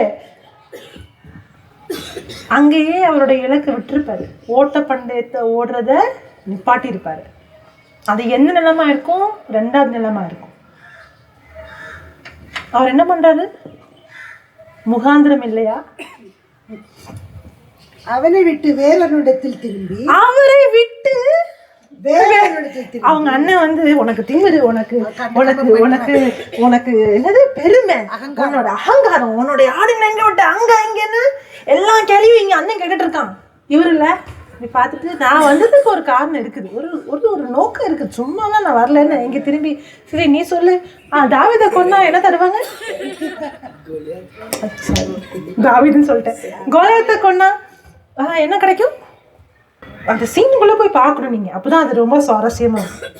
இங்கே ஒருத்தன் திட்டுறான் என்ன, உனக்கு பெருமை, உனக்கு அகங்காரம், இவன் என்ன பெருமைன்னு சொல்லி உங்களை யாராவது பெருமை பிடிச்சவ நீ அப்படி சொன்னா என்ன ஆச்சு, நீ நைட்டு தூக்கமே போச்சு தானே. என்ன பார்த்து அவன் என்ன சொல்லிட்டா தெரியுமா, பெருமை பிடிச்சி. அதுவும் எத்தனை பேர் பார்த்துட்டு இருந்தாங்க தெரியுமா, என் கூட வேலை பார்க்குறவங்க, அவங்க கூட வேலை பார்க்குற போர் வீரர்கள்லாம் அங்கே நின்றுட்டு இருக்கும்போது என்னை பார்த்து நீ பெருமை பிடிச்சவன்னு சொல்லிட்டான். அவங்க என்னை பற்றி என்ன நினைப்பாங்க? உங்களுடைய ஒர்க் பண்ணுற இடத்துலையோ, நீங்கள் உங்கள் வீட்லேயோ, இல்லை உங்கள் பக்கத்து வீட்லேயோ சத்தமாக உங்களை பார்த்து திட்டிட்டு போயிட்டாங்கன்னு வச்சுக்கோங்களேன், என்ன நடக்கும்? அந்த நாள் பூரா என்ன ஓடும் மைண்டில். ஆனால் அது நம்ம குணத்தை கொண்டான்னு பார்க்குறோம், ஆனால் அவருடைய குணத்தை நம்ம புரிஞ்சுக்காமல் போயிடுறோம். அந்த வார்த்தை உங்களுக்குள்ளே வந்துச்சுன்னா சாத்தான் வந்து உங்களை வெறுப்பான். அதனால் மனுஷங்க மூலமாக அந்த வெறுப்பை காட்டுவான். அப்படி வெறுப்பு வருது, நம்ம என்ன நம்ம செய்வோம், அதையே போட்டு நோண்டுவோம், அதையே போட்டு ரிஹர்ஸ் பண்ணுவோம், அதையே போட்டு மெடிடேட் பண்ணுவோம், அதையே யோசிப்போம். ஆனால் தாவீதுக்கு அதுக்கு டைம் கிடையாது. நீ சொல்கிற வார்த்தையை நீ என்னை திமிரு சொல்கிற, அகங்காரம் சொல்லு, ஏன்னா இது என்னை பற்றியே கிடையாது. This is not about me. அங்கே நானே சென்டர் இல்லை, இது உனக்கும் எனக்கும் இருக்கிற போர் கிடையாது. இன்ஃபேக்ட் நான் ஒன்றே வெறுக்கல, நீயும் நானும் சண்டை போட்டுட்டா அப்புறம் நம்ம எல்லாருமே அடிமையாயிடணும் பிலிஸ்தீனர்களுக்கு. நான் இங்கே ஒரு நோக்கத்தோடு இருக்கிறேன். நீங்கள் சின்ன சின்ன விஷயத்தில் கவலைப்பட்டுட்டு வருத்தப்பட்டுட்டு கோவப்பட்டுட்டு இருந்தால் உங்களுக்கு ஒரு பெரிய நோக்கம் இருக்குது, இலக்கு இருக்குது. அதை விழுத்துட்டு என்ன நாயும் கூப்பிட்றேன் பணின்னு கூப்பிட்றேன்னு ஓட்டத்தை நிப்பாட்டிட்டு இருக்க வேண்டியதான். அதுக்கு என்ன இல்லை, அந்த ஓட்டப்பணத்தில் ஓடுற உதாரணத்தை ஞாபகம் வச்சுக்கோங்க. எனக்கு இதுக்கு டைம் கிடையாது. இன்னொருத்தவங்களுடைய சில நேரங்களில் என்கிட்ட வந்து நிறைய எங்கள் மாமா எப்படி பண்ணாங்க, எங்கள் இப்படி பண்ணாங்க, என் ஹஸ்பண்ட் இப்படி பண்ணாங்க, அப்போ எனக்கு தோணும், நான் என் வாழ்க்கையில் நடக்கிற விஷயங்களே நான் யோசிக்கிறது கிடையாது. நான் எதுக்கு உன் வாழ்க்கையில் நடக்கிற பிரச்சனையை யோசிக்கணும்? எதுக்கு அதை வந்து என்கிட்ட புகுத்துறீங்க? எனக்கு டைம் இல்லை. எதுக்கு டைம் இல்லை? ஏன் பிரச்சனையில் யோசிக்கிறதுக்கே எனக்கு டைம் இல்லை. அதுதான் தாவீது சொல்கிறாரு, நீ என்னை திட்டுறியே, அந்த பிரச்சனையை யோசிக்கிறதுக்கு நேரம் இல்லை. ஏன்னா என்னுடைய இலக்கு ரொம்ப கரெக்டாக இருக்குது. கடவுள் எனக்காக ஒரு திட்டம் வச்சுருக்கிறாரு, எனக்காக ஒரு இலக்கு வச்சுருக்கிறாரு, எனக்காக ஒரு பர்பஸ் இருக்குது, எனக்கு ஒரு பிளான் இருக்குது, எனக்கு ஒரு மிஷன் இருக்குது. அந்த வார்த்தை என் இருதயத்தில் இருக்குது. அந்த வார்த்தை கனி கொடுக்குற வரை நான் அந்த இலக்கை நோக்கி ஓடிட்டே இருப்பேன். உடனே திரும்பி என்ன சொல்கிறாரு, கோலியாத்து கொன்னா என்ன கொடுப்பாங்க? எப்படி இருக்கும் உங்கள் அண்ணனுக்கு? நம்ம இவ்வளோ திட்டுறோம், சூடு சொன்னே இல்லையா? அதான் போயிடுச்சே. கிறிஸ்தோடு நானும் மறித்துட்டேன். சூடு சொரணை இல்லாமல் இருக்கிறது நல்ல சைன். சூடு சொரணைலாம் இருக்கக்கூடாது. சூடு சொரணை இல்லாட்டினா வலிக்காது. தாவீது என்ன அழுதுகிட்டு உள்ளுக்குள்ளே கஷ்டத்தை வச்சு புலம்பிக்கிட்டு எங்கள் ஒன்று அப்படி அது வந்து வலி. அந்த எருவு மாட்டும் இல்லை, மழை பெஞ்சா இப்படி தட்டிட்டு போயிருமே, அது பாடவே பாடல. அப்படியே ஷேக் பண்ண தெரியுமா, பார்த்துருக்கீங்களா? அந்த மாதிரி ஷேக் பண்ணிட்டு போயிட்டே இருக்கணும். ஏன்னா என்னோட இலக்கு பெருசு. எனக்கு இந்த சின்ன விஷயத்துலலாம் நீங்கள் அந்த ஓட்டத்தில் ஓடும்போது நீ பண்ணி நான் கூட்டுறதுலாம் எனக்கு வாக்காக இருக்க டைம் இல்லையே. என்னுடைய நோக்கம் பெருசு, என்னுடைய கனவு பெருசு, என்னுடைய இலக்கு பெருசு. நான் ராஜாவாக அபிஷேகம் பண்ணப்பட்டிருக்கிறேன். அதுதான் என்னோட அழைப்பு. யாராவது கிண்டல் பண்ணுறாங்க, கேள்வி பண்ணுறாங்கன்னா அதை பற்றி யோசித்து அதை தியானம் பண்ணுறதுக்கு டைம்லாம் இல்லை. ஏன், என் மனசில் அந்த வார்த்தை வேறுண்டு போயிட்டு இருக்குது. ஆனால் அந்த வார்த்தை வேறுண்டு போகாமல் இருந்துச்சுன்னா அப்போ இவங்க என்ன சொன்னாங்க, அவங்க என்ன சொன்னாங்கன்றது தாங்கிக்கவே முடியாது.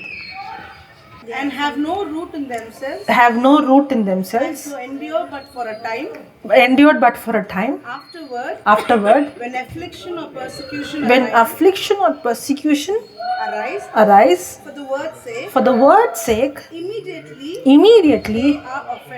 They are offended. ஒஃபெண்ட்னா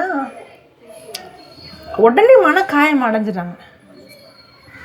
அந்த ஒரு வெறுப்பு, ஒரு கசப்புணர்வு, கோபம் தாவீதுக்கு வந்திருக்கலாம்ல, ஆனால் வந்துச்சா? வரல. ஏன் வருதுன்னா வேறு இல்லாததுனால. வேறு இருந்தால் வராது. வேறு இருந்தால் அவங்க இலக்கு வேற எங்கேயோல இருக்கும். ஹல்லேலூயா. இதுதான் 2வது நிலம். முதல் நிலம் வார்த்தையை புரிஞ்சாங்க, ரெண்டாவது நிலம் வேறு ஆழமாக போனதுனால எதிர்ப்புகள் வரும் பொழுது அவங்களுடைய கவனம் சிந்தனை அது அவங்கள பாதிக்கலை. ஏன்? அவங்க இலக்க நோக்கு போகிறாங்க. மூன்றாவது நிலம் முட்செடி. வாசிங்க. வசனத்தை கேட்டும் உலக கவலைகளும் ஐஸ்வர்யத்தின் மயக்கமும் மற்றவைகளை பற்றி உண்டாகிற இச்சைகளும் உட்பிரவேசித்து வசனத்தை நெருக்கி போட அதனால் பலனற்று போகிறார்கள். இவர்களே முள்ளுள்ள இடங்களில் விதைக்கப்பட்டவங்க. இவங்க யாரு தெரியுமா? இவங்க ஃபர்ஸ்ட் டெஸ்டையும் செகண்ட் டெஸ்டையும் பாஸ் பண்ணிட்டாங்க. வார்த்தையை புரிஞ்சுக்கிட்டாங்க. பர்சிக்யூஷன் எதிர்ப்பு வரும்பொழுதும் அதை என்ன செஞ்சுக்கிட்டாங்க? அதை தாங்கிக்கிட்டாங்க. அதை அந்த பர்சிக்யூஷனுக்கு மத்தியில் அவங்க வெற்றியாக வாழ்ந்துட்டாங்க. ஓரளவுக்கு ரிசல்ட் பார்க்க ஆரம்பிச்சிட்டாங்க. ஆனால் பேலன்ஸ் பண்ண முடியாமல் போயிடுச்சு. ஏன்னா உலகத்துக்கும் வார்த்தைக்கும் நடுவில் பேலன்ஸ் பண்ண முடியாமல் போயிட்டார். உலக கவலை, பணம், பொருளாதாரம், அதில் என்ன இருக்குது? ஐஸ்வர்யத்தின் மயக்கம், அப்புறம் மற்றவைகளை பற்றி உண்டாகிற இச்சை. இந்த மூணு விஷயம். உலக கவலை, ஐஸ்வர்யம், இச்சை. இந்த மூணுன்னா பிரச்சனை, பெரிய பிரச்சனை. இப்போ தெரியுது அவங்க நம்ம லைஃப்லேயே இந்த ஸ்டேஜஸ் பார்க்குறோமா? இந்த ஒவ்வொன்றையும் பார்க்குறோம்ல. இங்கே என்ன பார்க்குறோம்னா முட்களும் திசுக்களும் பார்க்குறோம். இந்த முட்கள் வருது இல்லையா, அதுவும் எங்கேருந்து வருது? சும்மா வருமா? அதுவும் விதையிலிருந்து தான் வருது. முட்களும் இந்த ஊரில் அந்த முட்செடிலாம் இருக்கா? காட்டுச்செடி, முட்செடி, வேற என்ன சொல்வீங்க? இப்போ ஒரு ஒரு ஒரு ஒரு தோட்டம் இருக்குன்னு வச்சுக்கோங்களேன். அதில் வீட்ஸுக்கு என்ன சொல்லுவீங்க? களஞ்சியம்.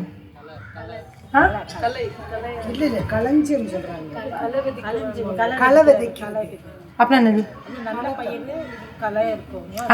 களை. கரெக்ட். அது என்ன சொல்லுவீங்க? கலை. சரி, அதுவும் விதையிலிருந்து தான் வருது. ஒரு அழகான தோட்டம் இருக்குது. அந்த தோட்டத்தை பார்க்கும்போது அதில் என்ன இருக்குது? அழகான கனிகள் இருக்குது, பழங்கள் இருக்குது, மலர்கள் இருக்குது, பார்க்குறதுக்கு ரொம்ப அழகாக இருக்குது. அதில் ஆப்பிள் பழம் இருக்குது, கொய்யாப்பழம் இருக்குது, மாதுளப்பழம் இருக்குது, வெண்டைக்காய் இருக்குது, தக்காளி இருக்குது, உருளைக்கிழங்கு இருக்குது, எல்லா காய்கறிகளும் இருக்குது, எல்லா கனிகளும் இருக்குது, எல்லா விதமான மலர்களும் அழகாக இருக்குது. அது ஒரு நாள் எந்திரிச்சு பார்த்தாரு, திடீர்னு மாம்பழம் வந்துச்சு, திடீர்னு ஆப்பிள் வந்தது, திடீர்னு வெண்டைக்காய் வந்தது, திடீர்னு தக்காளி வந்துச்சா? வருமா அப்படி? என்னைக்காவது பார்த்துருக்கீங்களா? ஒரு நாள் பார்த்தீங்க தக்காளி முளைச்சிருக்கு, இன்னொன்று பார்க்குறீங்க வெண்டைக்காய் முளைச்சிருக்குது, இன்னொன்று பார்க்குறீங்க வெங்காயம் பச்சை மிளகாய் முளைச்சிருக்குது. நீங்கள் அடி அறுவடை செஞ்சுட்டு போவீங்க. அப்படி நடக்குமா? அப்படி நடக்காது இல்லை. உங்களுக்கு தக்காளி வேணும், உங்களுக்கு பச்சை மிளகாய் வேணும், உங்களுக்கு வெண்டைக்காய் வேணும், உங்களுக்கு கத்திரிக்காய் வேணும்னா நீங்கள் தான் என்ன செய்யணும்? அதை விதைக்கிறது மட்டும் விதைச்சிட்டு போனால் வந்துடுவான். அது விதைக்கணும், அதுக்கு தண்ணி ஊற்றணும், அதுக்கு உரம் போடணும், அதுக்கு பாதுகாக்கணும், அதுக்கு பூச்சி வராமல் பார்த்துக்கணும், அதை மற்ற பறவைகள் மிருகங்கள்லாம் சாப்பிடாம பார்க்கணும் இல்லையா? அது பாட்டுக்கு வரும், அதுக்கு அடுத்த நாய் கடிச்சிட்டு போயிருமே, பூ வர்றதுக்கு முன்னாடியே கடிச்சிட்டு போயிருமே. அப்போ என்ன பண்ணுறது? அப்படின்னா அதில் நிறைய வேலை இருக்கா இல்லையா? ஆனால் இன்னொரு இடம் இருக்குது, நிலம் இருக்குது, நல்ல மழை பெய்யுது, ஒரு 3 மாதத்துக்கு அந்த இடத்த பார்க்குறீங்க, எப்படி இருக்கும்? முட்செடிகள் அடர்த்தியா இருக்கும். அங்க என்ன இருக்கும்? ஆப்பிளும் கொய்யாவும் மாதுளையுமா அப்படி காய்ச்சி காய்ச்சி நிற்குமா? முள்ளு பூண்டு செடியா? பூ அப்படின்னு சொல்றீங்களா? சரி, ஓகே. அந்த வீட்ஸு, அந்த புஷ்ஷஸ், தேவையில்லாத செடிகள்லாம் நிறைய அப்படியே அடர்ந்து அப்படியே பரவி இருக்கும் இல்லை? என்னைக்கே யோசிச்சிருக்கீங்களா? நல்ல கனினா தன்னாலே வராது. நல்ல கனிகள், நல்ல பழங்கள், நல்ல காய்கறினா அதுவா தானா முளைச்சியே வராது. அதுக்கு என்ன செய்யணும்? விதைச்சு அதுக்கு தண்ணி ஊற்றி அதுக்கு உரம் போட்டு அதை பாதுகாத்து அதுக்கு வேலி அடித்து தட்டி எடுத்து எல்லாம் பண்ணணும் இல்லை? ஆனால் இந்த முள்ளும் இந்த வீட்ஸும் இந்த புதிரும் இதெல்லாத்துக்கும் சும்மா விட்டாலே போதும், அதுவா தன்னாலே வரும். அதே மாதிரி தான் நம்ம வாழ்க்கை. ஆண்டவர் கொடுத்துருக்குற எல்லாமே இந்த சமாதானம், சந்தோஷம், சுகம், செழிப்பு, இதெல்லாம் என் வாழ்க்கையில் பார்க்கணுன்னா தன்னாலெல்லாம் வராது. விட்டா தன்னால் என்ன வரும்? கவலை வரும், பயம் வரும், கோபம் வரும், வெறுப்பு வரும். நிறைய பேர் சொல்லுவாங்க தெரியுமா, நான் ஜாலியாக வாழ்கிறேன், எனக்கு கடவுளும் வேண்டாம், பக்தியும் வேண்டாம், கோயிலும் வேண்டாம், ஒன்றும் வேண்டாம், நான் ஜாலியாக வாழ்கிறேன். ஒரு 10 வருஷத்துக்கு அப்புறம் பாருங்கள், மைண்டு ப்ராப்ளம், டிப்ரெஷன், தூக்கம் இல்லை. அப்போ வருவாங்க, ஏன் வந்திருக்கீங்க சர்ச்சுக்கு? எனக்கு டிப்ரெஷன். ஏன் முதல்ல வரல? அப்போ ஜாலியாக இருந்தேனே. ஜாலியாக இருந்தால் என்ன ஆகும்? திறந்த மேனிக்கு அந்த ரோடு எப்படி, இந்த நிலம் எப்படி இருக்குது அப்படி தான். அங்கே என்ன வரும்? முள் வரும், விஷம் வரும், எல்லாம் வரும். யாராவது ஒருத்தரோட வாழ்க்கையில் சமாதானம், சந்தோஷம், சுகம், செழிப்பு பார்க்குறீங்கன்னா அவங்க ஆன்மா செழிப்பது போல் அவங்க எல்லாவற்றிலையும் செழிப்பாக இருக்காங்களே தவிர ஒரு நாள் எழுந்திரிச்சு வந்தாங்க, அபிஷேகம் வந்துச்சு, எல்லாம் வந்துச்சுலாம் கிடையாது. அது சும்மா ஏதோ சொல்லுவாங்களா இருக்கும். நீ மீட்டிங்க்கு வந்தேன், கை வச்சாங்க, அப்படியே ஆவியானவர் இறங்கி வந்தார், அப்புறம் வாழ்க்கை மாறிடுச்சு. அப்போது அந்த இருதயம் தயாராக இருக்குது வார்த்தையை பெறுறதுக்கு. அந்த வாழ்க்கை மாறணும்னா அந்த வார்த்தையான விதை இருதயத்தில் விதைக்கப்படணும். அந்த விதை அந்த இருதயத்தில் இருக்கணும். அந்த விதை ஆழமாக வேர் போகணும். அதுக்கப்புறம் தான் அது நல்ல நிலமாக மாறி அது என்ன செய்யும்? பலன் கொடுக்கும். அதுவும் ப்ராசஸ் இருக்குது. எடுத்த உடனே 100லாம் கிடையாது. அந்த அந்த அந்த எந்த அளவுக்கு அந்த கற்கள் குறையுதோ, எந்த அளவுக்கு முட்கள் குறையுதோ, எந்த அளவுக்கு அதுலேருந்து வெளியில் வரோமோ அந்த அளவுக்கு கனிகள் கொடுக்க ஆரம்பிக்கும். இது ஒரு ப்ராசஸ். இந்த 3ஆம் நிலத்தில் இருக்கிறவங்க யாருன்னா, வார்த்தையும் கேட்குறாங்க, உலகமும் இருக்குது. நான் என்ன எப்படி பார்க்குறேன்னா, இந்த உமை எப்படி பார்க்குறேன்னா, இந்த சக்ஸஸ் வந்த உடனே தாவீதே ஒரு உதாரணம் பார்க்குறோமே, அந்த ஆரம்ப கட்டத்தில் எப்படி இருந்தாருன்னா, அந்த கோலியாத்தை எதிர்த்து நின்னார், போனார், அந்த எங்கே இருக்கணுமோ அங்கே இருந்தார். நான் சும்மாலாம் வரல, நான் எதுக்கு வந்திருக்கிறேன்? ஒரு நோக்கத்தோடு வந்திருக்கிறேன். எனக்கு ஒரு திட்டம் இருக்குது, எனக்கு ஒரு மிஷன் இருக்குது, எனக்கு ஒரு அசைன்மெண்ட் இருக்குது. கடவுள் எனக்காக ஒரு திட்டம் வைத்திருக்காரு, அவர் தான் என்னை இங்கே வச்சிருக்காரு. ஆனால் அதே தாவீது பெரிய ராஜாவாகி பல நாடுகளை கைப்பற்றினதுக்கப்புறம் போர்க்களத்துக்கு போகாமல் வீட்டில் தூங்கிட்டு இருப்பார். அதான் 3ஆவது நிலம். ஏன் தெரியுமா? அந்த வார்த்தை என் வாழ்க்கையில் மாற்றம் கொண்டு வந்துருச்சு, வெற்றி கொண்டு வந்துருச்சு. அது நான் கனி நினச்சிட்டேன், அது கனிலாம் கிடையாது. அந்த கனி திட்டத்தை நிறைவேற்றுறதா அந்த கனி. ஆனால் ஒரு சில மாற்றங்களை பார்க்குறேன். அந்த 3ஆவது நிலம் மாதிரி அந்த செடி வளருது. அது ஒருவேளை அதில் சில இருக்கு, அந்த மலர்கள், அது மாற்றங்கள். அப்போ தாவீது என்ன பார்க்குறாரு? வெற்றி பார்க்குறாரு. பல நாடுகளை அகப்பட்டிருக்கிறாரு கையில். இதுக்கு மேலே நான் போருக்கு போகணும்னு அவசியம் இல்லை, எனக்கு தான் பெரிய படையே இருக்காங்களே அப்படின்னு வீட்டு தூங்குறாரு. எங்கே இருக்கணுமோ அங்கே இல்லை. எதற்காக அழைத்திருக்கிறாரோ. இதே தாவீது 2 முறை சவுல் அவரை கொலை பண்ணுறதுக்கு சவுல் அவரை கொலை பண்ண முயற்சி பண்ணும்போது 2 தடவை ஆண்டவர் வந்து அவருக்கு ஒரு வாய்ப்பு கொடுப்பார். ஒரு தடவை வந்து அவர் வாஷ்ரூம் போகிறதுக்காக போவார். அந்த இடத்துல அவருடைய தாவீதோடைய நண்பர் அவர் கூட இந்த போர் வீரர் சொல்வார், கடவுள் இவரை உன் கையில் கொடுத்துட்டாரு, இதான் சமயம் உனக்கு கொன்னுரு. அப்போ தாவீது சொல்வார், இல்லை இல்லை, கடவுள் எதை ஆசீர்வச்சிருக்காரோ, யார் அபிஷேகம் பண்ணியிருக்காரோ அவரை நான் தொட மாட்டேன். 2வது தடவை நடக்கும். பல 1000 பேர் இருப்பாங்க, அத்தனை பேரும் சூப்பர் நேச்சுரல் ஆண்டவர் தூங்க வச்சுருவார். எல்லாரும் தூங்கிட்டு இருப்பாங்க. அங்கே 2 பேரும் வருவாங்க. அப்போ சொல்வார், நீ இப்போ ஒரு வார்த்தை சொல், நான் நீ கொண்டுடுறேன். அப்போ தாவீது சொல்வார், இல்லை, கடவுளை அபிஷேகம் பண்ணவங்கள நான் தொடமாட்டேன் அப்படின்னு சொன்ன தாவீது போருக்கு போகாமல் தூங்கிட்டு இருக்கும்போது என்ன செய்கிறாரு, ஒரு பெண்ணை பார்க்குறாரு. தேவையில்லாமல் நேரம் செலவு பண்ணி தேவையில்லாத விஷயத்தை பார்த்து தேவையில்லாத உறவுகளில் போய் அந்த தப்பை மறைக்கிறதுக்காக அந்த பொண்ணோடைய கணவரையும் கொண்டுடுவார். ஆனால் முதல்ல நியாயமாக கொலை பண்ணணும் அப்படின்ற மாதிரி சூழ்நிலையை கூட நான் தொட மாட்டேன் அப்படின்னு சொன்னவர் தான் தப்பை மறைக்கிறதுக்காக கொலை பண்ணுற நிலைமைக்கு அவர் போயிட்டார். ஒருத்தவங்களுக்கு எப்போ தெரியுமா ரொம்ப ஆபத்து, நம்ம சிறுமையாக இருக்கும்போதோ இல்லாட்டினா எளிமையாக இருக்கும்போதோ. தாவீது வந்து ஒரு சாதாரண ஆடு மேய்க்கிறவனாக இருக்கும் பொழுது கடவுள் மேலே நம்பிக்கை வச்சது எப்படி இருந்தது, ரொம்ப ஈஸியாக இருந்துச்சு இல்லை? தாவீதை வீழ்த்துறதுக்கான அந்த தைரியம் இருந்துச்சு. ஆனால் ராஜாவாகி வெற்றி வரும்போது என்னாச்சு, நம்பிக்கை யார் மேலே வந்துச்சு? நமக்கும் நடக்கும். நம்ம வந்து பிரச்சனை இருக்கும்போது என்ன செய்வோம், ஆண்டவரை நோக்கி போவோம். ஆனால் எல்லா ஆன்சரும் நடக்கும்போது நம்ம வாழ்க்கையில் வெற்றி பார்க்கும்போது என்ன செஞ்சிருவோம், மறந்து போயிடுவோம். நிறைய பேர் வேலை இல்லைன்னு சொல்லி வருவாங்க, எல்லா மீட்டிங் பைபிள் படிக்கிறதும் வசனம் படிக்கிறதும் வசனம் வாசிக்கிறதும் எல்லாம் தியானத்துக்கு போகிறதும், அதுக்கப்புறம் ஒரு வேலை கிடைச்சிது, அதுக்கப்புறம் ஒரு ப்ரமோஷன் வந்தது, அப்புறம் 2 ப்ரமோஷன் வந்தது, அப்புறம் 3 ப்ரமோஷன், அப்புறம் இறை வார்த்தைக்கு என்ன இல்லை. ஒருத்தவங்களுக்கு ரொம்ப ஆபத்தான நாட்கள்னா தோல்வியாக இருக்கிற நாட்கள் கிடையாது, வெற்றியாக இருக்கிற நாட்கள் தான். ஏன்னா எப்போ வெற்றி வருதோ, எப்போ நம்மளுடைய பிரச்சனைகளுக்கு குழந்தை இல்லைன்னு சொல்லுவாங்க, குழந்தை வந்ததுக்கப்புறம் டைமே இல்லை. நான் குழந்தை பார்க்குற தப்பு சொல்லலை, ஆனால் அதுக்காக ஆண்டவரையே மறந்துட்டு அதுக்கு மட்டுமே கொடுக்காம அந்த குழந்தைய வந்து அதை வந்து கடவுள் ஆக்கிடக்கூடாது, அதுக்காகவே வாழ்றன்ற மாதிரி ஆயிடக்கூடாது.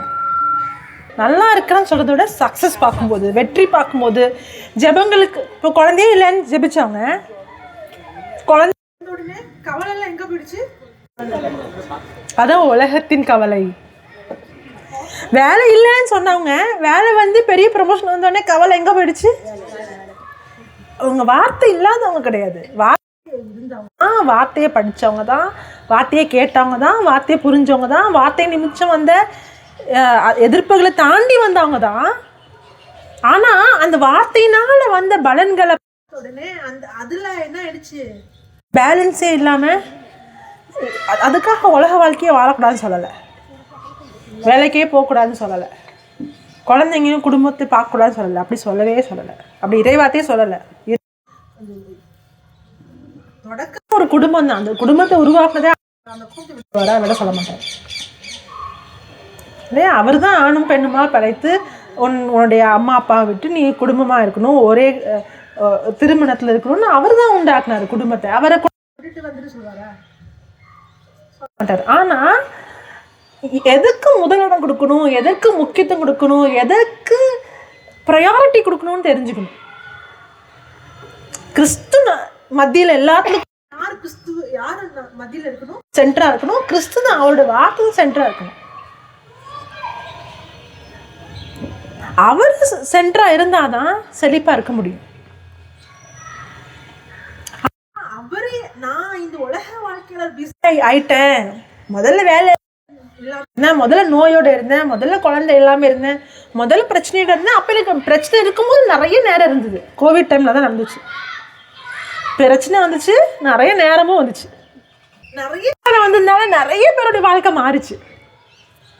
ஏன்னா நிறைய ஜெபம் பண்ணுறதுக்கும் வார்த்தையை கேட்கறதுக்கும் நிறைய வாய்ப்பு இருந்ததுனால குடும்பத்தில் நல்ல மாற்றம். ஆக்சுவலாக கோவிட் நேரத்தில் நிறைய நல்ல விஷயம் நடந்துச்சு. இன்னொரு விஷயம் நடந்துச்சு, ஆனால் நிறைய பேர் நான் வந்து மனம் மாறுறதை பார்த்தேன், நிறைய பேர் செழிப்பாகிறத பார்த்தேன், நிறைய பேர் வாழ்க்கையில் வந்து ஏன்னா அந்த நேரத்தில் நிறைய டைம் இருக்குன்றதுனால கடவுளுக்கு என்ன கொடுத்தாங்க, நேரம் கொடுத்தாங்க. ஆனால் நான் வெற்றி அந்த வார்த்தை மையமாக இருந்ததுனால தான் வெற்றி வந்தது. தாவீது மாதிரி அந்த வார்த்தையினால தான் அவர் ராஜாவாக இருந்து பல தேசங்களை அந்த அபிஷேகம் மூலமாக தான் என்ன செஞ்சார், கைப்பற்றினார். ஆனால் இப்போ அவர் அந்த பதவிக்கு வந்ததுக்கப்புறம் எல்லா ஜபங்களுக்கும் பதில் வருதில்ல, அதுதான் பெரிய டேஞ்சரான நேரமே அதுதான். ஏன்னா கிடச்சிடுச்சு, இப்போ அந்த வேலை கிடச்சிருச்சு, இப்போ அந்த பணம் வந்துடுச்சு, இப்போ அந்த பதவி வந்துடுச்சு, இப்போ அவர் ராஜாவாயிட்டாரு, இப்போ அந்த குழந்தை வந்துடுச்சு, இப்போ அந்த வீடு வந்துடுச்சு, இப்போ இந்த வேலை வந்துடுச்சு. ஆனால் அங்கே ஏன் ஆண்டவர் வச்சாரு? அவருக்கு சாட்சியாக இருக்கிறதுக்காக வச்சாரே தவிர அவரை மறந்து வாழ்க்கையை வாழ்றதுக்காக வச்சார். அதனால தான் தாவீது எந்த இடத்துக்கு போயிட்டாருன்னா, அவர் இருக்கிற வேண்டிய இடத்துலையும் இல்லை, இப்போ கொலை செய்கிற அளவுக்கு தப்பை மறைக்கிற அளவுக்கு அவர் என்ன செஞ்சுட்டு பலவீனமாக இருக்கும்போது ஆண்டவரே ஆண்டவரேன்னு சொல்லுவோம். பலம் வந்ததுக்கப்புறம் அதை பலம் வந்துட்டே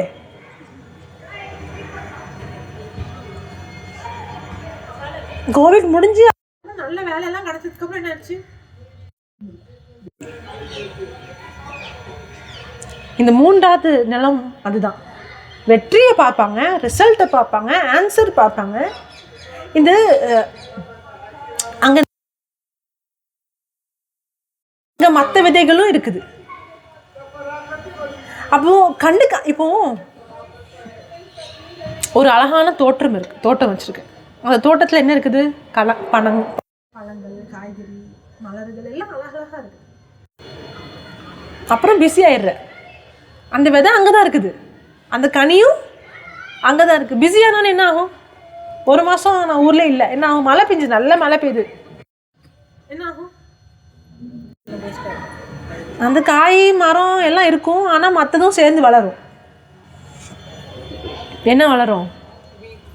இந்த வீட்ஸ் வளர ஆரம்பிக்கும், முட்கள் வளர ஆரம்பிக்கும் இல்லையா, தேவையில்லை காட்டுப்பூ, காட்டு செடிகள் வளர ஆரம்பிக்கும். அது என்னதுமா செய்யும்? கொஞ்சம் கொஞ்சமாக அந்த மணலில் இருக்கிற அந்த எங்கள் ஊரில் செடி இருக்கும். இங்கே மாதிரி அங்கே நிறைய மழைலாம் பெய்யாது. மழை பெஞ்சாதான் காட்டு செடியாக வளரும். பார்த்தா மழை பெய்யாட்டினாலும் வரும். என்ன வளரும்? முள்ளு செடியாக வளரும். அப்போ எங்கள் வீட்டில் நிறைய முட்செடி இருக்கும். எங்கள் அம்மா அடிக்கடி யாரையாவது கூப்பிட்டு என்ன செய்வாங்க, அந்த முட்செடியெல்லாம் வெட்டி போட சொல்லுவாங்க. அதை வேர்லேருந்து அப்புறப்பட சொல்லுவாங்க. அதை இது பண்ண நம்ம வீட்டுக்குள்ளே இருந்ததுக்கு பார்த்தா பரவாயில்ல, வெளியில் போய் எல்லாம் சுத்தம் பண்ணணும். ஆனால் யோசிப்பேன், ஏன்னா அதுக்கு நீங்கள் பணம் கொடுத்து யாரையாவது கூப்பிட்டு அங்கே இருக்கிறதெல்லாம் க்ளீன் பண்ணணும், பண்ணிக்கிட்டே இருக்கணும். இல்லாட்டினா அது வளர்ந்துக்கிட்டே இருக்கும். அது ஏன் நம்ம க்ளீன் பண்ணுறோம்? அதை க்ளீன் பண்ணால் பூமியில் இருக்கிற தண்ணி, பூமியில் இருக்கிற நல்ல அதில் இருக்கிற நியூட்ரிஷன் சக்தி எல்லாத்தையும் அது உறிஞ்சிடும். உள்ளுக்குள்ள இருக்கிற செடிகள் என்ன இருக்காது? சக்தி. இந்த நல்ல கனி பார்த்தவங்க, வெற்றியை பார்த்தவங்க, நல்ல பலனை பார்த்தவங்க, இப்போ அவங்களுடைய கவனம் எங்கே போயிடுச்சுன்னா அந்த உலக காரியங்களை போயிடுச்சு. இது மினிஸ்ட்ரியும் நடக்கலாம். மினிஸ்ட்ரியை ஆரம்பிக்கும் போது உண்மையான இருதயத்தோடு, உண்மையான வாஞ்சையோடு ஆண்டவருக்காக ஆரம்பிச்சு நாள் ஆக ஆக ஆக ஆக ஆண்டவர் மேலே கவனம் போய் பர்ஃபார்மன்ஸாக மாறிடும். எனக்கும் அது நடந்துச்சு. ஆரம்பத்தில் நான் ப்ரீச் பண்ணும்போது எனக்கு ப்ரீச்சிங்கே தெரியாது, எப்படி பண்ண தெரியாது. அங்கே போய் நிற்கும்போது ஆண்டவரே ஹெல்ப் பண்ணுங்க, உதவி பண்ணுங்க, எனக்கு என்ன பேசணும்னு தெரியாது அப்படி தோணும். ஆனால் அங்கே போனோன்னே அங்கே ஹோலி ஸ்பிரிட் என்ன செய்வார்? சூப்பர் நேச்சுரலாக பேசுவார். எனக்கு தான் தெரியுமே டாபிக் தான். இந்த டாபிக் இல்லாட்டினா அந்த டாபிக், அந்த டாபிக் இல்லைன்னா அந்த டாபிக், இந்த வசனம் இல்லாட்டினா அந்த வசனம். இப்போ நம்பிக்கை யார் மேலே போயிடுச்சு? கடவுள் மேலே இல்லை.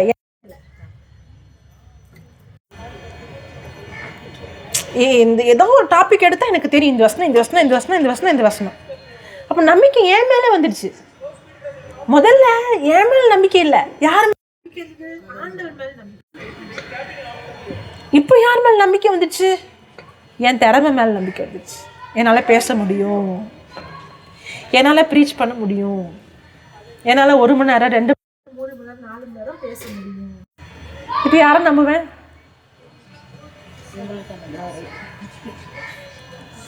அந்த நேரத்தில் தான் நான் என்ன புரிஞ்சுக்கணும்னா, என்னால் இது பண்ண முடியாது.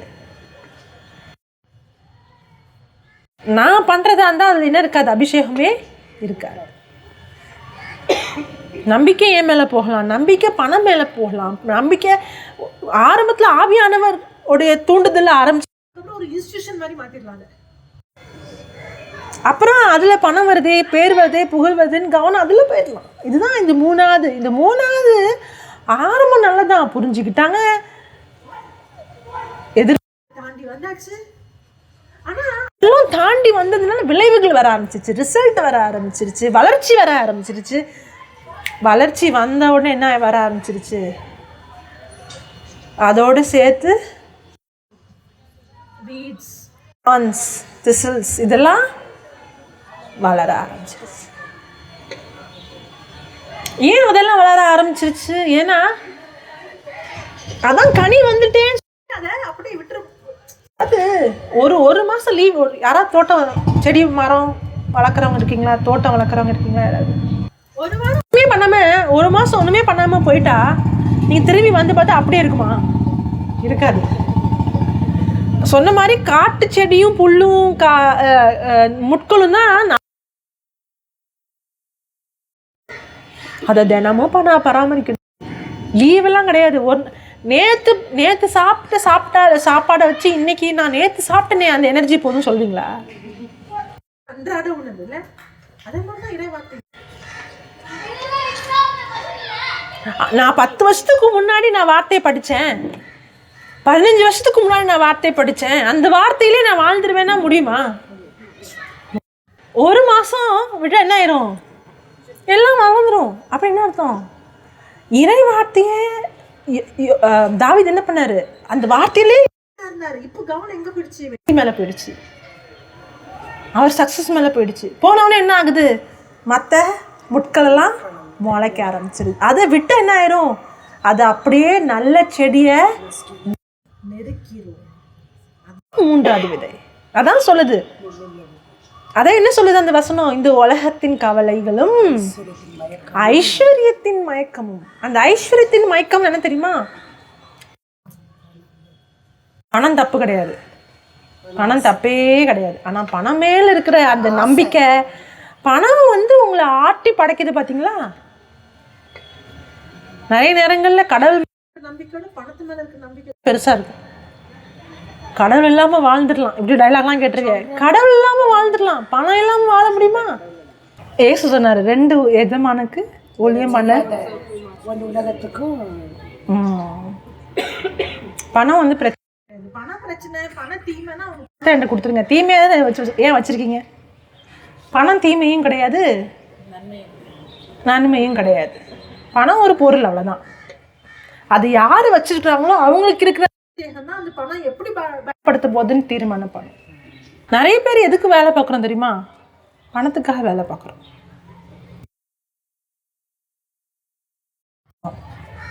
ஏன்னா பணம் இருந்தால் எதிர்காலம் இருக்குது, அது போய். அப்போ அந்த கடவுளோட இடத்த யார் எடுத்துடுறா? பணம் எடுத்துடுறேன். அப்போ நான் வேலை செய்கிறது, உழைக்கிறது, ஓடுறது, சம்பாதிக்கிறது, என் எனர்ஜியை செலவு பண்ணுறது எல்லாமே அந்த பணம் சம்பாதிக்கிறதுக்கு.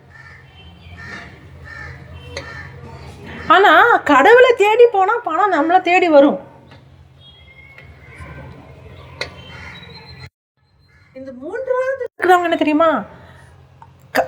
முதல்ல உண்மையாக தான் ஆரம்பித்தாங்க, ஆனால் அதுக்கப்புறம் நம்பிக்கை யார் மேலே போயிடுது? பணத்து மேலே போயிடுது. அது தனியாக அது ஒரு டாபிக். அது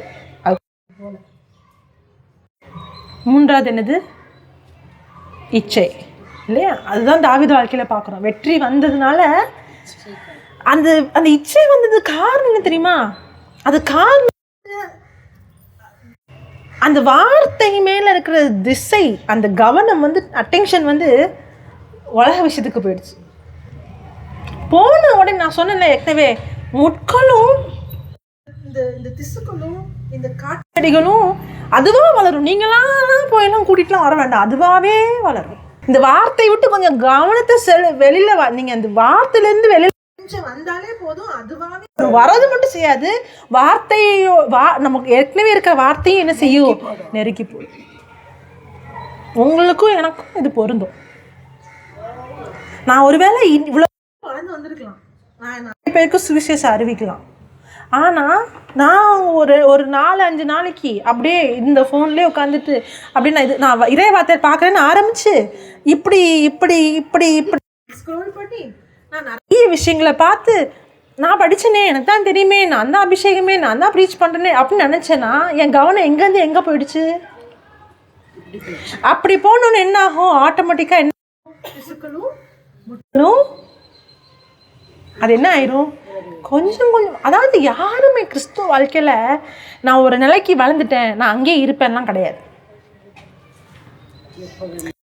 ஒன்றில் வளர்ந்துக்கிட்டே இருக்கிறேன், இல்லாட்டினா பின் வாங்கி போய்கிட்டே இருக்கிறேன். ஒன்றில் நான் வளர்ந்துட்டே போகிறேன், அப்படி இல்லாட்டினா பின் நோக்கி போகிறேன். யாருமே ஒரு இடத்துக்கு வந்துட்டு நான் இந்த இடத்த அடையவே முடியாது. ஒரு இடத்துக்கு அடைஞ்சிட்டேன்னு நினச்சிட்டிங்கன்னா 3ஆவது நிலைமை ஆயிடுவீங்க. ஏன்னா நீங்கள் அடைஞ்சிட்டேன்னு நினச்சிட்டிங்கன்னா கவனம் அங்கே அதுக்கு மேலே இல்லை. உலகத்தில் இருக்கிற விதைகள்லாம் வளர ஆரம்பிச்சிடும். அப்போ தான் உலக இச்சை, பண ஆசை, உலக கவலை, இது எல்லாமே அந்த வார்த்தையை நெருக்க ஆரம்பிக்கும். இந்த 3ஆவது நேரத்தில் கீ என்ன தெரியுமா, வெற்றி வரும் பொழுது, என்னுடைய ஜபங்களுக்கு பதில் வரும் பொழுது, நான் கண்ணால் நிறைய மாற்றங்களை, உயர்வை, எமோஷனை பார்க்கும் பொழுது ரொம்ப கவனமாக இருக்கும்.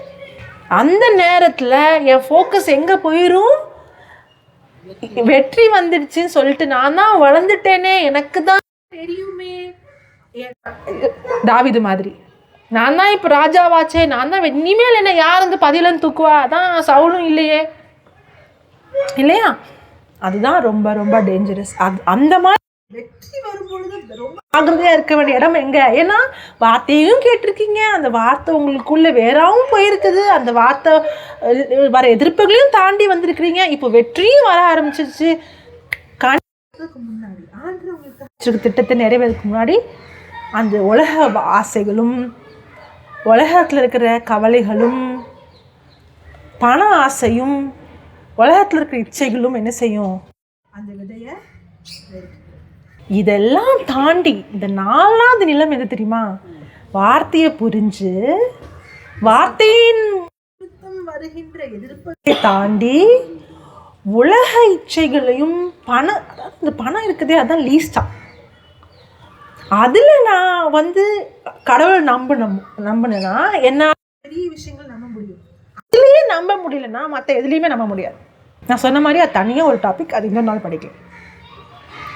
அந்த டாபிக் மட்டும், அந்த பணம் இருக்குல்லையே அதை பற்றி மட்டும், ஏன்னா அதை பற்றி அதிகமாக பேசினார் 2 மூவியில் இருக்கும்போது. ஆனால் அதுதான் லீஸ்ட்ன்னு சொல்கிறாரு, அது முக்கியம் சொல்லலை, அதுதான் லீஸ்ட்டு. ஆனால் அதை பற்றி தான் அதிகமாக பேசுகிறார், ஏன்னா அதுதான் மனுஷனை ஆட்டி படைக்குது. அதனால அந்த பணம் இருக்கிற அந்த பணம் மேலே வச்சுருக்க நம்பிக்கையும் இச்சைகளையும் இது எல்லாத்தையும் தாண்டி வரும்பொழுது தான் அந்த இருதயம் நல்ல நிலமாக மாறுது. இதே ஊமை லூக்கா புஸ்தகத்தில் பாருங்க. நல்ல நிலத்தில் விதைக்கப்பட்டவர்கள் வசனத்தை கேட்டு அது உண்மையும் நன்மையுமான இருதயத்திலே அந்த இருதயம் எப்படி, அந்த இருதயம் எது மாத்துச்சு, அந்த வார்த்தை தான் அந்த இருதயத்தை விட்டது. ஞாபகம் இருக்குதா? எப்படி யோசேப்போட இருதயத்தை அந்த வார்த்தை புடமிட்டதோ அதே மாதிரி அந்த இருதயத்தை நல்ல நிலமாக புடமிட்டு அதில் இருக்கிற அசுத்தங்களை எரித்து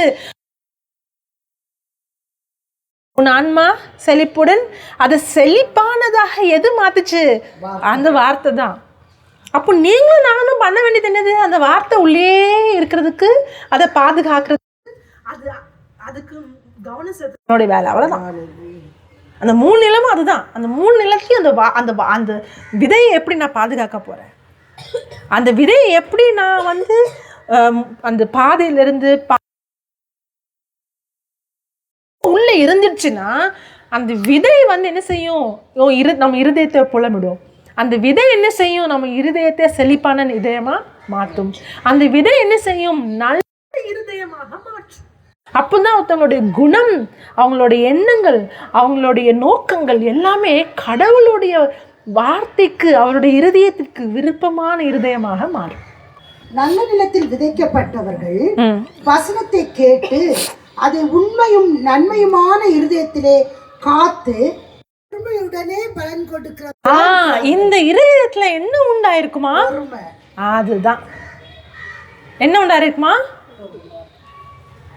இந்த எப்போ ஒரு இருதயம் இந்த மூணையும் தாண்டி வருதோ, அது எப்போ நல்ல நிலமா மாறுதோ, அப்போ அந்த இருதயம் பொறுமை உள்ளது. அதுதான் முதிர்ச்சியான ஒரு கிறிஸ்தவர் எப்படி தெரிஞ்சுக்கும்?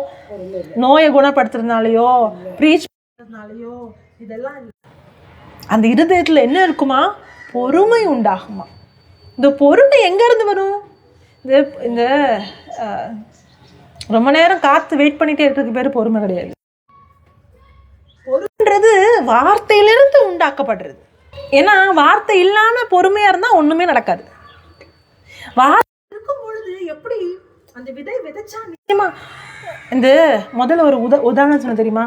ஒரு விவசாயி விதையே விதைக்காம ஆல்டர்ல விதையை வச்சுட்டு அப்படி பொறுமையா இருந்தா என்ன நடக்கும்? ஒண்ணுமே நடக்காது. ஏன்னா விதையே இல்லை உள்ள. இந்த பொறுமை எப்படி வர பொறுமை? விதையை விதைச்சு அதுக்கு தண்ணி ஊற்றி வெளியில என்னால் எதையுமே பார்க்க முடியாட்டினாலும் சில செடிகள்லாம் 4-5 வருஷம் அடியில் தான் வளருமா, மேலே வளராதான், அடியில் தான், ஒன்றுமே தெரியாதான். ஆனால் அது எப்போ வளர ஆரம்பிக்குதோ அப்போ மிக வேகமாக அது வளர ஆரம்பிக்கும். அது ஏன் அவ்வளோ நாள் எடுக்குது? அவ்வளோ நாள் அது எங்கே வளருதான்? அடியில். அதுதான் நல்ல நிலம். உண்மையாகவே நம்ம நல்ல நிலமாக இருக்கணும், ஆண்டவர் நம்மளை பயன்படுத்தணும், நம் மூலமாக அவர் திட்டம் நிறைவேறணும்னா நம்ம இருதயம் நல்ல இருதயமாக இருந்தால் தான் அவர் நமக்காக வச்சிருக்க திட்டத்தை நம்ம மூலமாக பயன்படுத்தணும் முடியும். அப்படி நல்ல இருதயம் இல்லைன்னா என்ன பண்ணிடுவோம்? சொதப்பிடுவோம். தாவீது சொதப்பினாரா? கொலை பண்ணாரா? அந்த மாதிரி சொதப்பிடுவோம். நம்மளுடைய அதிகாரத்தையும் நம்மளுடைய பதவியும் தவறாக பயன்படுத்திடுவோம். ஏன்னா நம்ம இருதயம் நல்ல நிலையில இல்லை. அப்படிதான் கடவுளுடைய ராஜ்யம் செயல்படும். அதனால்தான் யாக்கோபு 1:2 நீங்க பல விதமான சோதனைகளுக்குள் அகப்படும் பொழுது அதை மிகுந்த சந்தோஷமாக கருதுகள். ஏனென்றால் ஏனென்றால் அது உங்களுடைய வாசிங்க. என் சகோதரரே, நீங்கள் பலவிதமான சோதனைகளில் அகப்படும் பொழுது விசுவாசத்தின் பரீட்சையானது. எது பரீட்சைக்கப்படுது? உங்களா உங்க விசுவாசமா? விசுவாசம் எப்படி வரும்? இறை வார்த்தை கேட்க வரும். அப்போ வார்த்தை எங்க இருக்குது? விசுவாசம். வார்த்தை எங்க இருக்கு? இருதயத்துல இருக்குது. எது புலனப்படுது? அந்த வார்த்தை உங்க இருதயத்தை புலனப்படுது. அப்போ விசுவாசம் சோதனைன்ற வார்த்தைக்கு இன்னொரு வார்த்தை வந்து புலம்படுறது தான். பரீட்சையானது பொறுமை உண்டாக்கும் என்று. பலவிதமான சோதனைகள்லாம் வந்து உங்களுக்கு பொறுமை உண்டாக்காது. முதல்ல சொன்னீங்கல்ல, சோதனைகள்லாம் பொறுமை உண்டாக்காது. அந்த பலவிதமான சோதனைகளுக்கு உள்ளாகும் பொழுது நமக்கு இருதயத்தில் இருக்கிற வார்த்தை நமக்கு என்ன உண்டாக்குமா? நம்மளுடைய விசுவாசத்தை அது புலனிட்டு பரீட்சையானது பொறுமையை உண்டாக்கும் என்பதை அறிந்து அதை மிகுந்த சந்தோஷமாக எண்ணுங்கள். நல்ல நிலம் அப்படின்னா என்ன நிலம் அப்படின்னா அது பொறுமை உள்ள நிலம். அது வெளியில இருக்கிற விஷயங்களை பார்க்குற இருதயம் அல்ல. வெளியில இருக்கிற வெளியில பார்த்து எக்ஸைட் என்ன பண்ணுவோம்? நல்லது நடந்தாலும் ஆடுவோம், குதிப்போம், கெட்டது நடந்தாலும் ஓடு அழுவோம். ஏன்னா நம்மளோட விசுவாசம் வெளியில் நடக்கிற விஷயத்தை பொறுத்து இருக்குது. வெற்றி வந்தால் சந்தோஷமா இருப்போம், வந்தால் ஓடு அழுவோம். ஆனால் நல்ல நிலம் எப்படிப்பட்டதுன்னா வெற்றினாலும் தோல்வினாலும் சரி ஒரே மாதிரி. ஏன்னா அதில் என்ன இருக்கு? பொறுமை இருக்கு. அங்க வரும் பொழுது எவ்வளோ, அதான் அந்த ரெண்டு வீடு, பாறை மீது கட்டின வீடும் மணல் மீது கட்டின வீடும், ரெண்டு வீட்லையுமே புயல் அடிச்சுது. புயல் வரதான் செய்யும், நல்ல இருக்கிறவங்களுக்கும் பிரச்சனை வரும். பாறையில கட்டின, ஆனா பாறை அடித்தளமா இருக்கும்போது என்ன ஆகும்? எவ்வளோ காத்தடிச்சானோ, எவ்வளோ பிரச்சனை வந்தானோ, எவ்வளோ புயல் வந்தானோ அசையவே.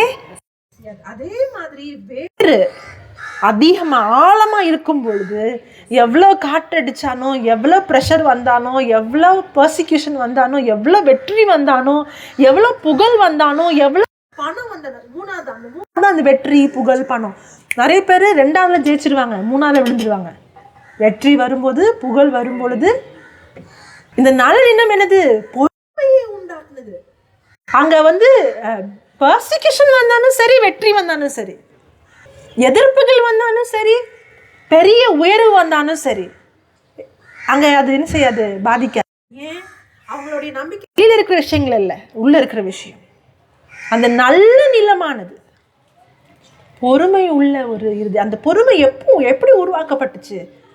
அது அந்த வார்த்தை அவங்க இறுதி உடமிட்டு. அப்போனா அவங்களுடைய வாழ்க்கை எப்படி தெரியுமா இருக்கும்? நீரோரமாக நடப்பட்ட மரம் போல இருப்பாங்க. அவங்க கையில கொடுப்பாங்க, அங்க மரங்கள் சரி, அங்க பறவைகள் வரும், அங்க விலங்குகள் வரும், அங்க நிழல் இருக்கும், அங்க தண்ணி இருக்கும், அங்க கனி இருக்கும், அங்க அங்க அங்க அங்க தூங்கலாம், அங்க வசிக்கலாம். அவங்க வாழ்க்கை இருக்கும். இந்த உலகத்தில் நீங்கள் செழிப்பாக இருப்பீங்க. உங்கள்கிட்ட வர கனிகளை பிறரை புசிப்பாங்க. உங்களோட நிலையில் பிறர் தங்கி இருப்பாங்க. நீங்கள் பல தேசங்களுக்கு ஆசீர்வாதமாக இருப்பீங்க. ஏன்னா இப்போ நல்ல நிலத்தில் விதைக்கப்பட்ட விதை உங்களுடைய கனி. அதுவும் ஒரே நேரத்தில் 100 கொடுக்க மாட்டீங்க. ஏன்னா நிறைய இடங்கள்ல இன்னும் அந்த பிரச்சனை இருக்கும். இதெல்லாமே ஒரு ப்ராசஸ். இதெல்லாமே படிப்படியாக எந்த அளவுக்கு இந்த வார்த்தை போகுது அந்த அளவுக்கு நம்ம வாழ்க்கையில் ஒவ்வொரு இடங்களும் மாற ஆரம்பிக்கும். இந்த உலகத்தில் நம்ம செழிப்பாக, இந்த உலகத்துக்கு உப்பாகவும், இந்த உலகத்துக்கு ஒளியாகவும் அப்போ வாழும். நன்றி இயேசுவே. அதான் இயேசு சொன்னாரு, இந்த ஓமையை புரிஞ்சுக்கலன்னா எதுவுமே. இதுதான் அடிப்படை. இந்த அடிப்படை என்ன? இந்த வார்த்தை முதல்ல என்ன எனக்குள்ள மாற்றம் கொண்டு வரணும். அது என் ஆன்மா வாழ்வது போல். மகளே, மகனே, பாடுங்க பார்க்கலாம். பாடுவோமா? முடிச்சாச்சு, நானும் முடிச்சிட்டேன். யாருக்கெல்லாம் ஏதாவது வழியோ இல்லை எதுக்காவது ப்ரேயர் பண்ணால் முன்னாடி வர முடியுமா? முன்னாடி வாங்க. நன்றி இயேசுவே, நன்றி பரிசுத்த ஆவியானவரே. உம்முடைய வார்த்தைக்காக நன்றி. உம்முடைய வார்த்தை உறுதிப்படுத்தி அந்த வார்த்தையை நிறைவேற்றுவதற்காக நன்றி. எங்களுடைய சாபங்களை, எங்களுடைய நோயை, எங்களுடைய சுகவீனத்தை நீங்கள்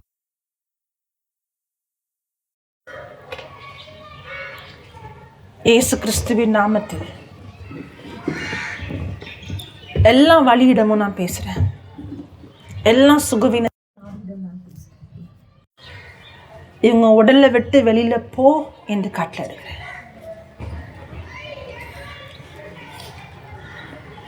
இயேசு கிறிஸ்துவின் நாமத்தில் எல்லா சுகவீனம்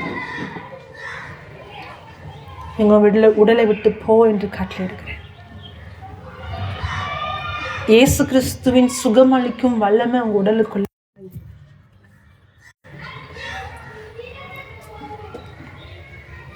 Life of Jesus is flowing into you right now.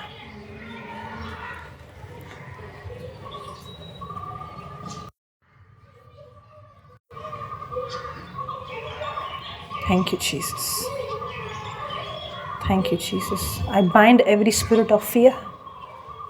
I command you to leave. எல்லா பயத்தின் எடுக்கிறேன். Thank you, Jesus.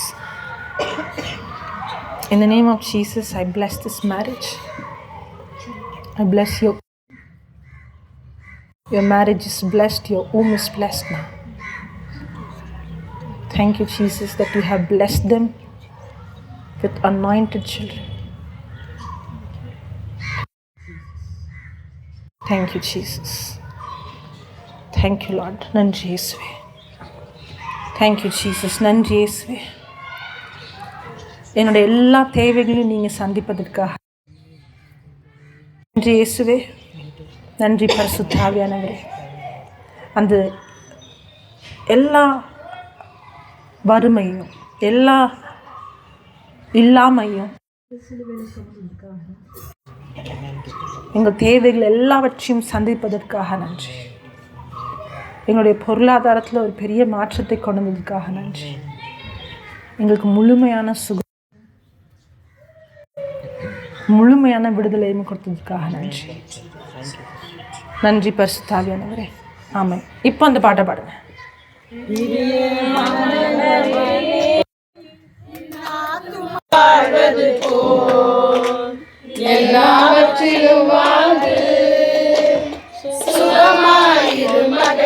பக்கத்துல இருக்கவங்க பார்த்து சொல்லுங்க. இருக்குது உங்களோட வார்த்தையில வல்லமை இருக்குது.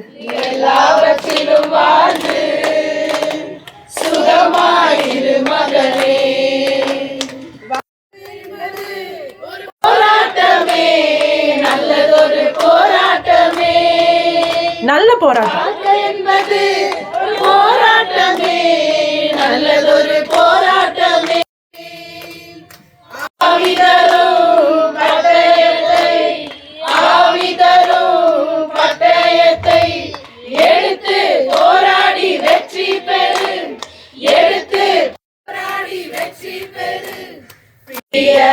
பக்கத்துல பார்த்து சொல்லுங்க. Yes, Lord.